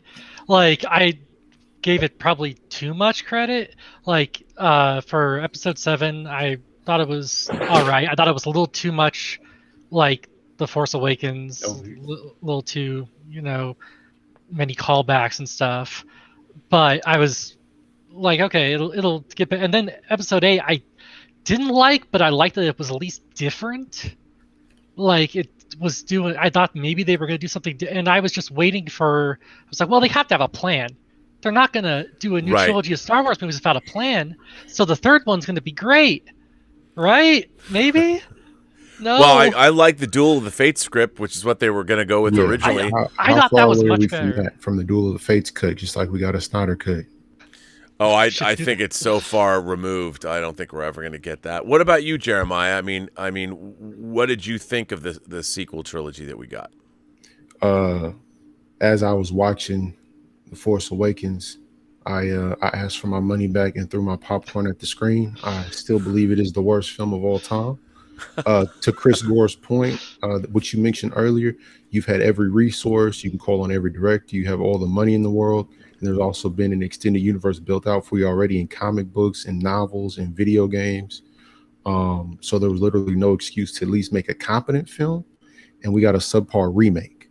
Yeah. So this is the one conversation I have a whole lot of opinions on. Besides comic books, this is the one, the new sequel trilogy I have very choice words for. Well, lay them on us. I got two words for y'all, which no one has brought up, and I've been searching for someone to talk about it or touch on it to some degree. But my two words for y'all are Lupita Nyong'o. How did she come off of an Oscar for 12 Years a Slave to not even use her likeness, to not even have barely a speaking role in the first film, and then totally disappear? And it never added up. I feel like that is the entire problem with the sequel trilogy writ large. You have all this ability to do so much and just waste it. First of all, Lupita Nyong'o is one of the most beautiful women. My goodness, in cinema today, like her face in the history of film. I mean, her face is unlike, and it's unreal. She's got this ethereal. Her beauty is almost from a different plane of existence. Ridiculous. And to not use her, and to make her Maz Kanata, like, look, if you're gonna have there are performers. That could have been Glenn Close. It could have been Andy Serkis. It could have been anyone. And, a great voiceover person is what you need. But if you've got Lupita Nyong'o, how do you not use her? I mean, turn her into, I don't know, some kind of... Twilight even. Anything. Anything. And you're right, but I think you had Max von Sydow. Lars von Sydow. Oh my gosh, that was criminal too. Ingmar Bergman is just turning over in his grave like, what is going on? What are y'all doing? I mean, it was unbelievable to me that you don't even know. What's really interesting too, from a structural standpoint, if you look at the original Star Wars, you have it starts out, the crawl. It is a period of civil war, period. Rebel spaceships striking from a hidden base have won their first victory over the evil Galactic Empire. You're getting all these bits of information. And then in the next 5 minutes after the crawl goes away, everything that this is set up for, you're like, okay, here they are. Here's the Empire. Here's everybody. Everything I need to know that this crawl has set me up for. I'm up to speed. So by 10 minutes into the movie, by the time R2 and 3PO leave the blockade runner, you're fully up to speed. Like, because everything that was in the crawl, you have now seen. And even in the prequel trilogy, they talk about the taxation of outlying systems is in dispute. Well, you never see that. You never see a tax collector. It doesn't tell you anything. And yet when you get to the sequel trilogy, these things that it's telling you these things that you never actually then later hear. Or understand. It doesn't allow you from a visual standpoint to understand what it is you've just been told. Yeah, we're not seeing enough of the showing. We get some telling, but we don't get enough variety. We don't see different planets, new planets. We see different versions of old planets under new names. And I think some of the issue with Force Awakens that I think has been brought up by the novel writer was they had pushback on what would play right in China. I know there was supposed to be some kind of a relationship between Rey and Finn, and that got axed because it wouldn't play well in China. But China's never liked Star Wars in the first place. Right, that's the thing. It's never done well because the Star Wars, when it first came out, never played in China, so it doesn't have the boat. They have no reference. No frame of reference. Yeah. Terrier sends in a super chat and says, J.J. Abrams is basically a car salesman. When he's pitched his product and sold it, he's out. On to the next customer and sale, not a filmmaker. Now, this is kind of tangential, but what accounted for his $500 million valuation by Warner Brothers for this new deal he got? Because I'm still puzzling over what that means. I think it's more on the TV side because, TV has the potential, TV shows, a hit TV show has the Well, I guess potential through syndication, of course. to make a lot more money though than movies do. So if you have a hit TV show like a Lost or like a Person of Interest or an Alias or something, and all the other things that he's done But that very was well. what Lindelof and Jonathan Nolan, I think, was on Person of Interest. So I think there are other flavors in the mix there. But it's still underneath Bad Robot. And Bad Robot is true. Yeah, so they got their true. deal. But I don't understand. I mean, and it's I honestly don't. And they still Bad Robot, they'd be producing the new Star Trek movie, which I don't understand because from a financial standpoint, diminishing returns, the definition of diminishing returns. I know. Blue Tattoo says they couldn't even care enough to get the original 3 characters in a scene together in the new trilogy. Oh yeah, I know. Can't even explain how do you? How they missed the boat on the most basic One level. of the stupidest things I've. Yeah. I mean, that's a fundamental of storytelling. Bring all main characters together to talk. It's. Eric White says, "Hi Rob. When Rise of Skywalker first came out, you tweeted that you liked the movie. I believe you called it a beautiful mess. Do you agree with those comments now?" No, because I'll tell you, the thing is, when I watched the movie, when I walked out of it, I was like, I thought it was a beautiful mess. It looked beautiful. I mean, but none of it held together. Like, you literally have horses galloping on the hull of a Star Destroyer. Why? What do they hope to accomplish? There's what, 500 Star Destroyers? Where is this group of horses going specifically? That all came out of the ice. There were so many new characters introduced. And never had any point, a role, or part to play in the conclusion of the plot. See, I wanted it to be good. I came out of it. I wanted it to be. I wanted Rise to make sense. Yeah, and I just and then I thought about it. I'm like, terrible. It couldn't even meet the low bar of making sense. Yeah. It made no sense. Not at all. 0% sense. Yeah, here's the Emperor. Really? So then how much of this would you lay at the feet of Lucasfilm as a whole, as a company? Because I feel like they've shot themselves in the foot here whenever they got rid of Gareth Edwards on Rogue One, whenever they got rid of the original directors for Solo. I think there's a I guess a gun-shy quality to Lucasfilm management where they'd rather play it safe, because I think Disney's other, the simple, like the Aladdin remakes or Cinderella remakes, those at least turn a profit and are comprehensible. So, and have some level of visual sensation, some kind of new technological flair, even if it's just Will Smith transforming in Aladdin or the new Beast in Beauty and the Beast. There's some level of, oh wow, to those films. And I feel like they didn't get the remake from the Disney side right, or the franchise building from the Marvel side right. So where does Lucasfilm fit in that hydra of franchises? Well, I think that what's very interesting is that if you look at the Disney franchises, Pixar makes its own movies and delivers them. They have Pixar has an entire apparatus from soup to nuts to make their movies. So does Marvel. Marvel, Kevin Feige, before Disney picked up Marvel, Kevin Feige already had his master plan and was implementing it. So they're making movies. Lucasfilm was not. Lucasfilm didn't have, they have a company like ILM that works for other people, but Lucasfilm wasn't a company that was actively had a production pipeline that they were utilizing. They would, like all movies, they would start up. Each movie that's made is its own business, its own LLC. So when Lucasfilm came in, Kathleen Kennedy was president of Lucasfilm, but Disney really is overseeing because they bought Lucasfilm. They bought the Star Wars franchise. So what's interesting is I think this is not really understood, is that Kathleen Kennedy is president of Lucasfilm. She's one of the most prolific and successful producers in Hollywood, but there was nobody at Lucasfilm that was there making movies. Making creative movies. So what they then do is now Disney, having spent $4 billion, in consultation with Kathleen Kennedy, it's like, okay, we need to go out and find somebody to make these movies. And Disney says, okay, here's what we need out of Star Wars. We have to fuel our toy companies. We have to fuel our theme parks, our video games. Whatever Star Wars is going to be, we need to exploit it across all of these various venues and places that we make money. And they even failed at that.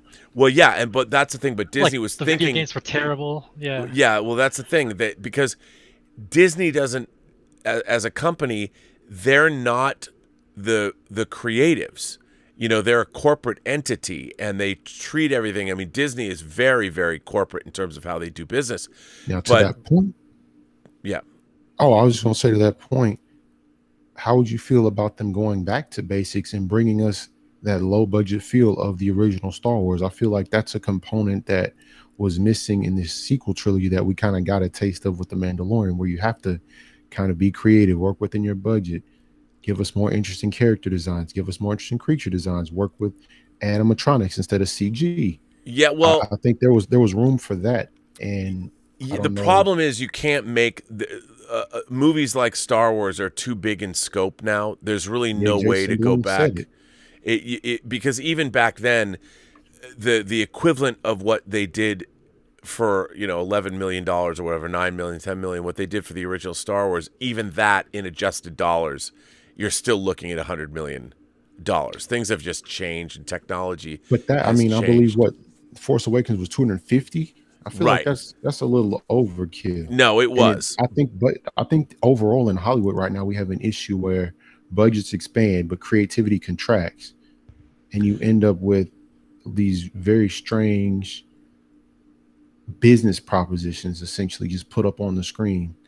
No, well, people just tell you, give us your money, and, you know, we'll keep you in this theater for 2 hours. You won't be entertained for the whole time, but we will put a product up. And I think audiences are starting to sense that, stay at home, and we're getting this kind of a cascade, and people are blaming it on streaming when it has nothing to do with streaming. It just has everything to do with the fact that the quality of what's on screen isn't there.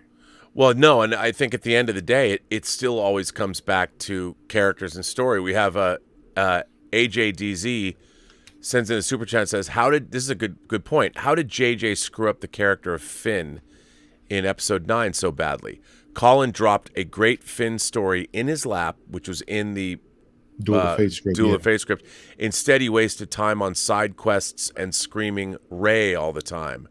And I think what's really interesting is one of the things I thought that was the most intriguing thing about this new sequel trilogy is Finn. First of all, you've got a great actor playing Finn.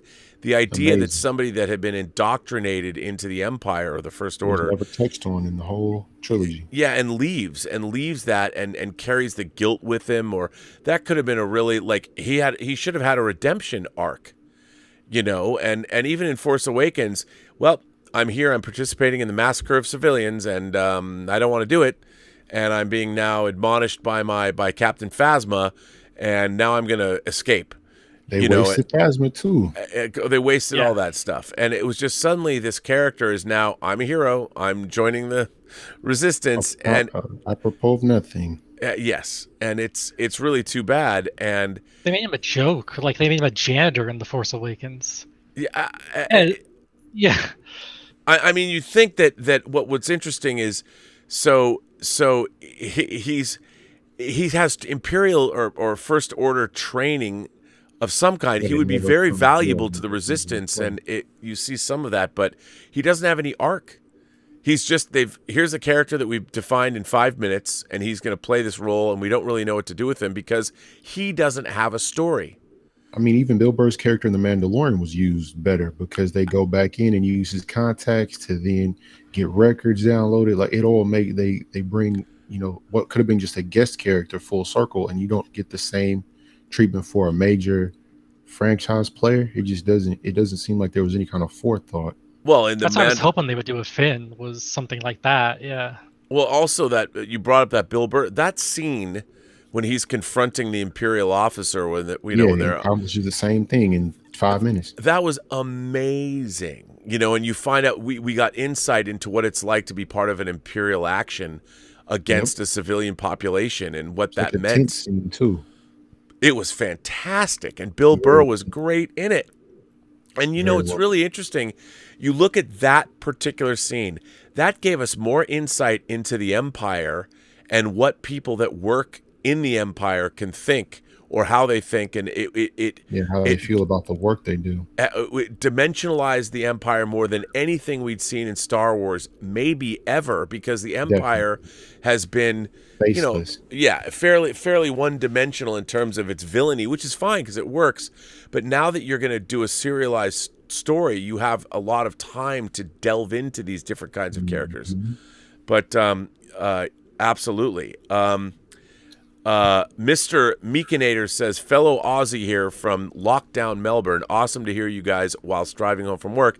Not sure if this has been addressed yet, but Rob, are you in possession of Lucas' original treatments for episodes 7 through 9? I am not. I can say that the reason I was given the Duel of the Fates script was a very specific reason to leak it. Like I was offered the script and I was given all the production art, but I was told I couldn't leak the production art. I could see it, but I can read the script and report on it. And I think it was simply because they didn't want to give it. They wanted to give it. My YouTube channel was not that big at the time, but it was big enough that there was enough of an audience that it would get out. So it was. I think it was specifically given to me. And it was, and then of course people were starting to leak because the script is one thing. You can get a script anywhere in Hollywood, but having access to production art, that means you can only get it from specific places. Yes, fingerprints there. Leaving a trail. So the script was so much better than the 9 they did. Oh, I love that script. I wouldn't have hated the trilogy. I would have still had problems with it. But it brought everything full circle. Yep. Yeah, it would have made sense. Well, now let me ask you both this. Obviously, Star Wars is a big thing in all of our lives. How do you feel about Star Wars now? Is it still something you could be excited by? I mean, look, I liked The Mandalorian. I don't think The Mandalorian is great. I think it's good.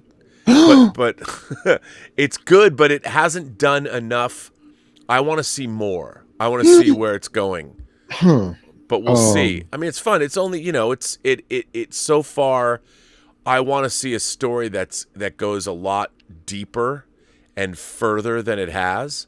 But it's good. I mean, it reignited my enjoyment of Star Wars. And I like the designs. I like the characters. I like the connection to the Clone Wars.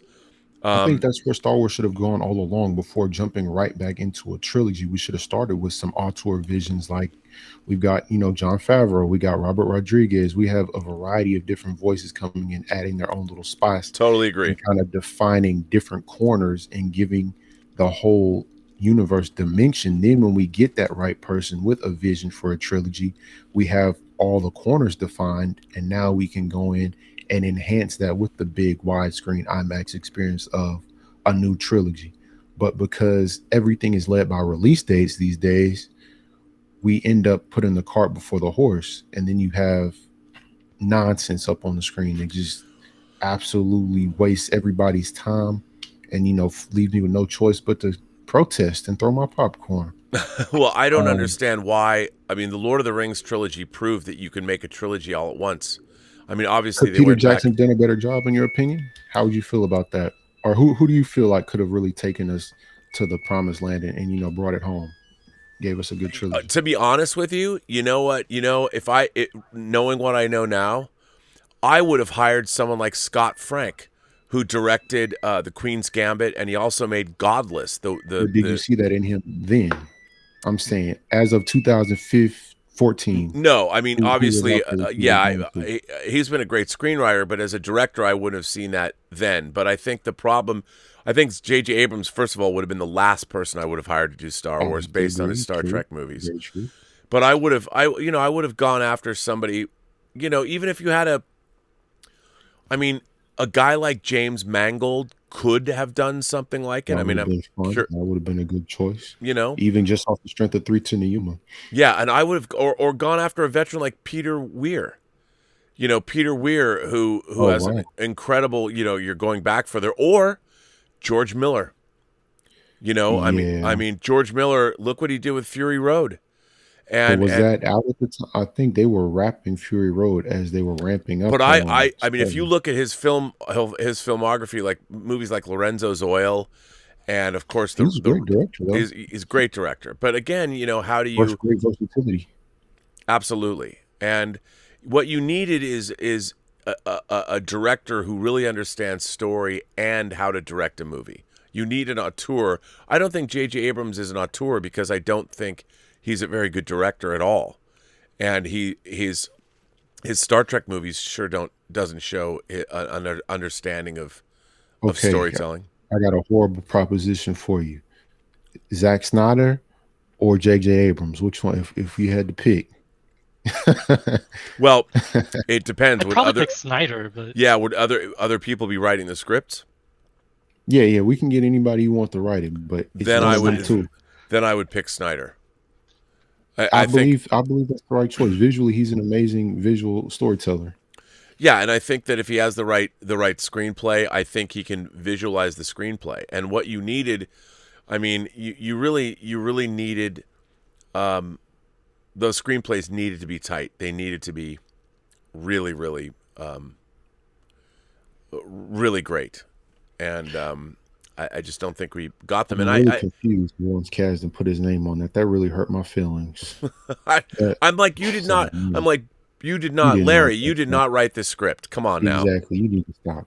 Come on now. Don't let them do you like that. I know you're not that senile. They didn't just take your hand and make you sign it at the end. That's so wrong. But I didn't think they have an original writer and then they removed him because he was taking too long for them? I mean, Michael Arndt, I believe. from Yeah, Little Michael Sunshine. Arndt was Yeah. and there's all kinds of stories. I mean, that's par for the course in Hollywood. But what's strange to me is obviously these stories were not they're not well structured. From the first 10 minutes of Force Terribly Awakens, structured. you're like, what is this scene about? Like if you're in film school and you're studying screenplays, which you do, you break down scenes. And the scene again, I would love to teach a course in college where the whole semester we would look at Star Wars: A New Hope and The Force Awakens and compare and contrast what is going on in all of those scenes. And if you think about the opening scene of Star Wars, where you see the blockade runner and the Star Destroyer, we all know it, but in that scene, so you have Princess Leia. You meet her as the protagonist, as far as we know, and you have R2 and 3PO. R2 and 3PO are like our Greek chorus, but really, it's Princess Leia. She's shown as being the chief rebel. She's got to get this. There's all these plans. You don't know what they are yet. She has to get them into R2, 3PO and R2. You think they're just weird like janitors as far as you know, but then you realize, oh no, they're really important. They know the princess. And at the same time, the emperor or the imperial officers are scouring the ship, rounding up everybody on there. And then R2 and 3PO are able to get away. They're able to get out of the ship. And then at the same time, you also learn about the Empire because you have Vader and Princess Leia talk. You first of all, Vader kills, if this is a counselor ship, where's the ambassador? You're learning all of this stuff that's happening. Storytelling working on multiple levels at the same time. Absolutely. So you're like, okay, I understand that there's a rebellion. The plans are here. The plans are now no longer here. So there's still hope.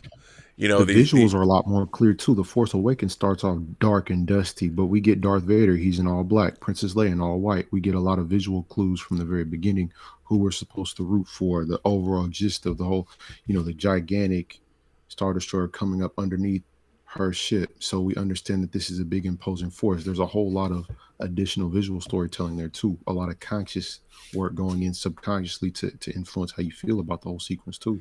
Yes, and so everybody watching that movie, whether you were 4 or 40, when you watch Star Wars for the first time, everyone is on the same page. They know exactly what's going on. You're in the visual language of cinema is being expertly used to making sure that you know exactly where we're at in this story. And we've set up the 2 tracks that you need. You've got the plans are going in one direction and Princess Leia is going in another. So these are the 2, and now, okay. How do we reconcile them? And where's Princess Leia gone? We're going to move away from her for a while. Now we're going to follow these 2 yo-yos that we don't know anything about, these droids. And by the way, inherently interesting because we've never seen droids like this before. Nope. You know, Laurel and Hardy, you've got this one that beeps and boops and drives around, and then you've got this effeminate, prissy British butler. And again, the visual storytelling. One is larger, one is gold, one is small, one is blue. Like they reflect opposing forces too. All of it is there. And then they both clash with the background, with the sand background. You know, robots in the sand, they don't even go together. And then they clash with each other and split apart. So suddenly you as a viewer are now like, there's 3 tracks going on, and you want to follow all of them. And it's so interesting. They do this great job showing 3PO. He tricked me into going this way. And then R2's in the rocky, suddenly he's in this rocky environment where we don't know who they are yet, but someone's watching him, you know, and you're constantly being brought in and you are following questions to ask all the time. And then they're answered. You know, you find out that what a novel concept. Unbelievable. And that's what great storytelling is. And you meet, here are the Jawas. And then, of course, you've added, like, they didn't have to add the sequence of the Jawas. You didn't have to have that happen. No, but it was really interesting. And and then you meet 3PO again, and that was all just world building. You know, adding the Jawas was more texture. The cantina scene isn't necessary. They could have shot it the way they did with Jabba when he was a human and got all that exposition taken care of on the runway before they go to Han Solo, but they brought it into the cantina. They slowed it down. They gave us so many different creatures that never talk, but all the designs are there for you to just take in that one shot. Yeah, but they're also showing you that this universe is a dangerous place with lots of crazy people in it, and you've got to watch out. And at the same time, they're playing off the old Western tropes. And then, of course, in that milieu, in that very strange milieu, if nothing else, you're building our character of Han Solo and Chewie because they're hanging out there too. So, and it's also remixing Western iconography because we're looking at a place that could have been in, you know, a Clint Eastwood movie. Oh yeah, and now it's with Han this Solo's weird the twist. classic gunslinger, like Exactly. Yeah. So we're seeing things we're familiar with, but with a twist. So it keeps us engaged. It's not just remaking those things, which I think the sequel trilogy could have done, given us what we've seen before with a twist. Baby Yoda, perfect example of Mandalorian. People didn't even know they wanted it, but they gave us something familiar with a twist. Now we can't get enough of it. It's everywhere. And what's interesting is that you don't even think what was so great about that is nobody ever really thought of Yoda being a baby. Nope. that he was ever young, and then forever. And now people still, they can't get enough of that character. I mean, Hot Toys keeps putting out new versions of Baby Yoda that you have to buy. And to your point earlier, now the creativity has driven the business. You can't really forge that kind of brand association, the kind of love, that kind of interest in a character. So when they tried to create it through alchemy, it didn't work. But organically through a creative decision, now it's blown up and it's on T-shirts and mugs and Hot Toys the world over. You can't get rid of it if you wanted to. No, and there's nothing that interesting in the sequel trilogy that people actually latched onto. They didn't even use classic alien designs in the sequel trilogy. No. Like you were talking about the ships, and yeah, they used old ship designs when they should have advanced the ship designs, and they didn't bring any old aliens. There were hardly any classic aliens in those movies, and all the new designs were kind of and all the new designs were just really generic. You don't even get the names of the why I'm not interested in any of these types of aliens or anything. It's just like going back to Lupita Nyong'o, they introduced Maz Kanata. Okay, here's a character that could have been really interesting. She basically has some platitudes to offer like Yoda, but she doesn't do shit. You know, she has this. She's not cool. She's not like nonsense. You know, I think about like in Lawrence Kasdan's movie Silverado. You meet Linda Hunt, who runs this saloon in that movie. And Linda Hunt is very small. She's very diminutive. And when she meets Kevin Kline's character, Peyton, when they meet, Peyton loves her because she knows what a good saloon is all about. So they have this big conversation about what's a great saloon. When you meet Maz Kanata, we're just supposed to like her, because supposed she's to an feel as if alien. you're- But that's how they treat the whole sequel trilogy. Yes. You're just supposed to like it. Yeah, you're That's just it. supposed to like it. Nothing Just is like it. earned. No You're context. supposed to like it nothing just is based earned. on the casting and not based on the writing, the not context based. of the franchise. Yeah, it's like, oh well, we've got this good actress playing this character, so you're gonna like it, right? Even though the character has course. nothing. There's nothing to it because that's what J.J. Abrams does. Is he likes to put mysteries there, but never actually solve them. Kinky Spider-Man comic was terrible for the same reason. Kinky Sphincter says, I don't think I can get excited for Star Wars again as I did No. going into The Force Awakens. No, Yes, you spent can.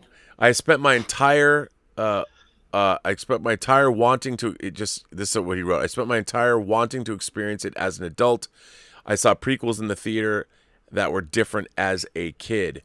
We also Here- need to give George Lucas his flower for the prequel trilogy real quick. I feel like he's not gotten his love for it now. But looking back, at least they were original.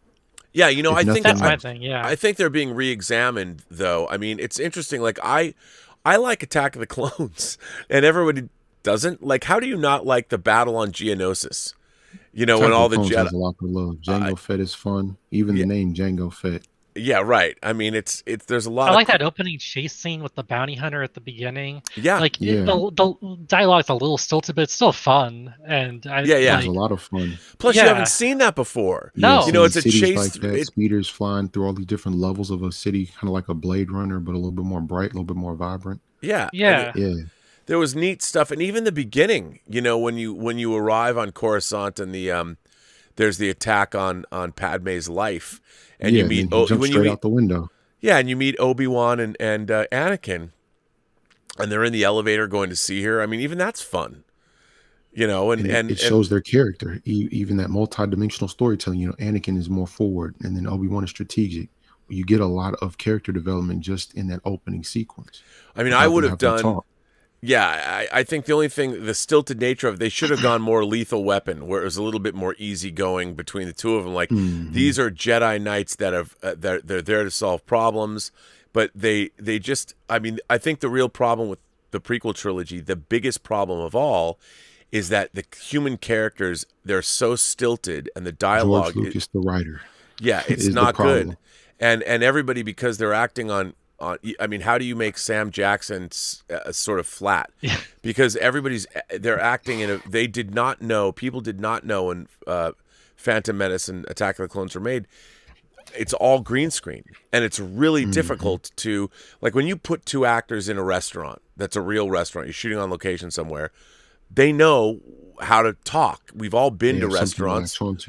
We know what it's like, but you go into an environment that isn't there. Like when Obi-Wan Kenobi and Sam Jackson, they're walking down. It's like this big giant open area having a conversation about Anakin. None of that was There's there. nothing there. So they're like, Yeah. well, we don't. How am I supposed to talk to this guy? Like, am I talking? Hey man, how's it going? Am I talking loud, or Yeah, are we close together, talking? far away from each other? Yeah, Yeah, and this is so way before Avatar 2. and that's why I think the movie has a real problem, because the actors were really lost. And George Lucas, everyone always will tell you, his direction's like, oh, go faster. That's what he would say. He doesn't. So I think people were very lost in all of those. That was a great things. impression, by the way. I have to give you your praise for that. That was really good. I appreciate that. So I have a question. This kind of goes into my I like the prequels have problems, but I like them. Like I have actually all 6 Star Wars posters on here. You can only see the 2. Oh. But yeah, like the best part is, like you said, the creative parts of George Lucas, the overall story. He's great at that. The actual dialogue and stuff. Yeah, but that's where Lee Brackett comes in, or Lawrence Kasdan. Well, There are exactly. other people that come bring it to life that he should have That's brought. what I was really Insane. excited for about the sequels, is because I was like, okay, they're going to get like really good filmmakers, and they're going to do George Lucas' story, right? And just take his overall idea, because and then Kathleen Kennedy said they had no source material. Yeah, Not that only was did they have embarrassing. George Lucas' original pitches, they had all of the Thrawn trilogy. They could have taken Yeah, little we're not things. like Marvel. We don't have anything we can work off of. That was her words. That's the dumbest thing I've ever heard. When Marvel made Star Wars comic books, so even more ridiculous. I expected them to do the Marvel thing. Like, that's kind of what I was hoping for was, maybe take a little bit from the books. You don't have to copy them verbatim, but the characters people like. I think what people don't understand, though, is within the hallowed halls of Hollywood, they don't even look at those books as being legit source material, which is such a weird thing to me because, like, look, if a New York Times bestseller book comes out, they'll think, okay, like Tom Clancy will absolutely adapt, Clear and Present Danger or Hunt for Red October because it's a legitimate best-selling book. If you were to say to somebody, well, why don't you go adapt a Star Wars novel? They don't find even a Thrawn book. But they don't even consider those novels real novels. Those are just tie-in fiction that is the lowest of the low. Yeah, same way they feel about the comic books. Absolutely, and which is so wild comics.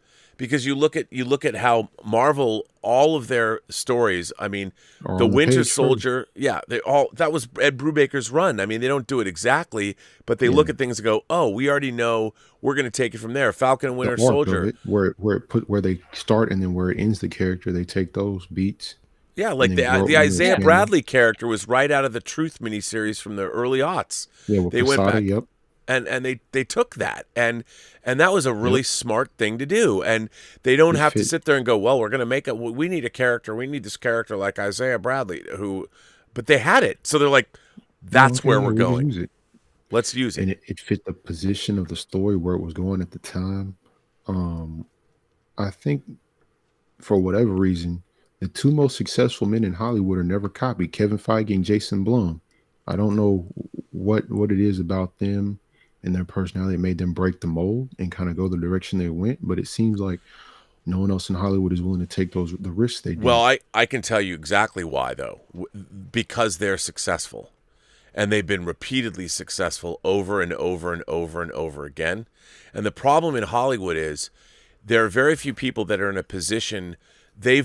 What they've done that's really unique is they started small and built on their success. So Jason Blum's model, he started working on things like Paranormal Activity, a movie that cost $15,000, and it made like 200. Colleges building up organic. Yep. And so they all worked their way up. So Jason Blum not only became a moneymaker, he became a consistent moneymaker. He stayed in his lane and built that lane up. And his model of starting out making $5 million movies, and if they work out and they're really good, then they'll have Universal release them theatrically as a big movie. Like, what's really interesting, Jason Blum said he produced Whiplash, which won J.K. Simmons an Academy Award, the movie about the kid in the drum learning to play the drums. Yeah, love that movie. Great movie. Yeah. Made no money. And Jason Blum will tell you, he said in interviews repeatedly, I would never make that movie again. Even though it won an Oscar, from his perspective, it was a failure because he was moving out of his lane, trying something new to see, hey, maybe I can make a movie like this, like Whiplash. Terrific film, great performances. Too. Yeah. Damien Chazelle too, the director too. It was amazing movie, but it made no money. So for Jason Blum, he's like, I tried it, but it didn't make any money. And what he's doing, you look at like Lee Whannell making Invisible Man, $8 million movie. Grossed $100 million domestically. See, that's monster hit. Jason, why didn't we start with that instead of Dracula Untold? What? That is exactly right. And the thing is, what people in Hollywood don't want to do is everybody wants to swing for the fences now and get home runs all the time. When no. Let's look at Iron Man. People are like, Iron Man, but they didn't spend $200 million making Iron Man. They made it for a price, a reasonable price. You had Favreau coming in as a director, who, by the way, they took up. Can you imagine giving Robert Downey Jr., after all of his troubles, waking up after taking drugs in some stranger's house? I mean, he was not exactly. They took a chance on risk. It was a big chance. And they begged God to steal that $100 million to get it out, but it worked.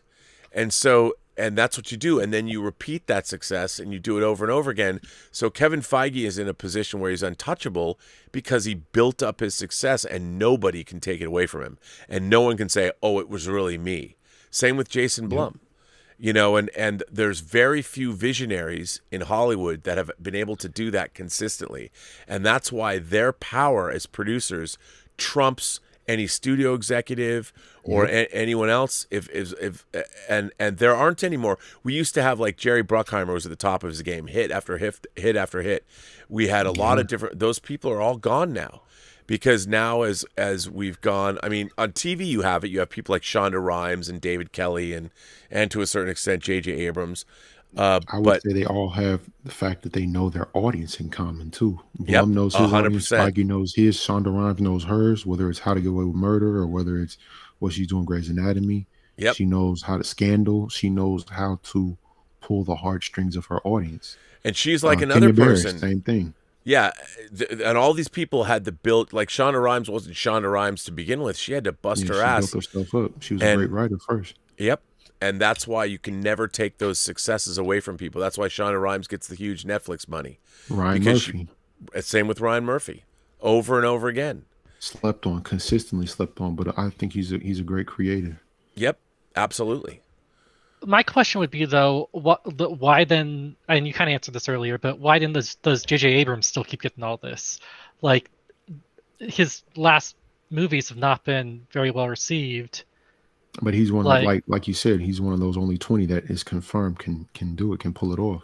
Yeah, I mean, they can go to him, and the thing is, once you make a movie that makes $2 billion, you're in a rarefied club that you can never have that taken away from you. Yes, but I would argue almost Russo anyone could have made that for episode 7. That would have made $2 billion no matter who made I it. agree with you 100%. 100%. I mean, but that's the Robert Downey Jr. effect, because we could argue all day that, it doesn't matter who was Iron Man at that time, it was going to do well. There was going to be some kind of success. Once we got all the Avengers together, it was going to make $1 billion no matter who directed it. But, you get to attribute that success to the person that was in that driver's seat, because no one went to see Doolittle. So it's not Robert Downey Jr. such a great actor. People just love him no matter what he does. But, when you're there for that success, they attribute it to you, whether or not it's true. Yeah. Oh, yeah. No, absolutely. Well, listen, gentlemen, this show has gone on a half an hour longer than I thought because these have been great discussions. I actually have to get up and teach a high school class tomorrow by 7:45. So, which is great. I want to thank you guys for being on the 6th episode of Midnighter. We have Richie and of course Jeremiah coming back. Jeremiah, it's great to talk with you. Richie, it's been Rob, great. When are we going to get together and make this show happen? I know I want to do a comic book show with you. We got to talk. I've been so busy this week and the next week. I've been prepping, trying to finish the film festival and the 700th show. So it's just, I'm going to need a little bit more time. I got you. No rush. But I'll keep doing these, and it's great to have you both. I want to thank you for being here. I want to thank everybody who supports this channel via tips and super chats. Thank you. If you want to write me a letter, or write a letter to the Midnighter, or write a letter to anybody that you see on the show, you can. You can go to our website, to theburnettwork.net, and send that letter. I don't even know if I have I think, the Richard's here. My moderating staff, thank you for that. Mike Bodden and the Richard, thank you for being here. I didn't know how the show was going to work. And when we do great topics like this and have great people on the show, it's amazing. This is exactly what I hoped this would be. It's different than Midnight Metal, where we can drink and scream and yell. But this show is more of a subdued, late night kind of a talk vibe. And I think it's great. And the two of you, thank you for joining the show. And it's great to talk Star Wars. Maybe I should just make it a late night Star Wars talk show. 100%. No, but I think that this has been great. And I want to thank you both for being here. I am going to go get four Thanks for having me. 4.5 hours of Thanks sleep. for having us. Yeah, so thanks for being here, gentlemen. And I am going to, I guess, yeah, absolutely, you guys. Thanks for being here, and very much appreciate you showing up. And it's great. So I'm going to end this episode number 6 of Robservations Midnighter. I will be back tomorrow with another episode of Midnighter, and we are doing Midnight Metal on Friday and Saturday, and we are going to have the lead singer of the Swiss metal band Chaosium on Saturday night with Dave Parker and myself. So look out for that. And on that note, I want to say, every person you meet has a story to tell that you have yet to hear. And all you have to do is listen. And with that, I would say to all of you, have a better night, and see you at midnight.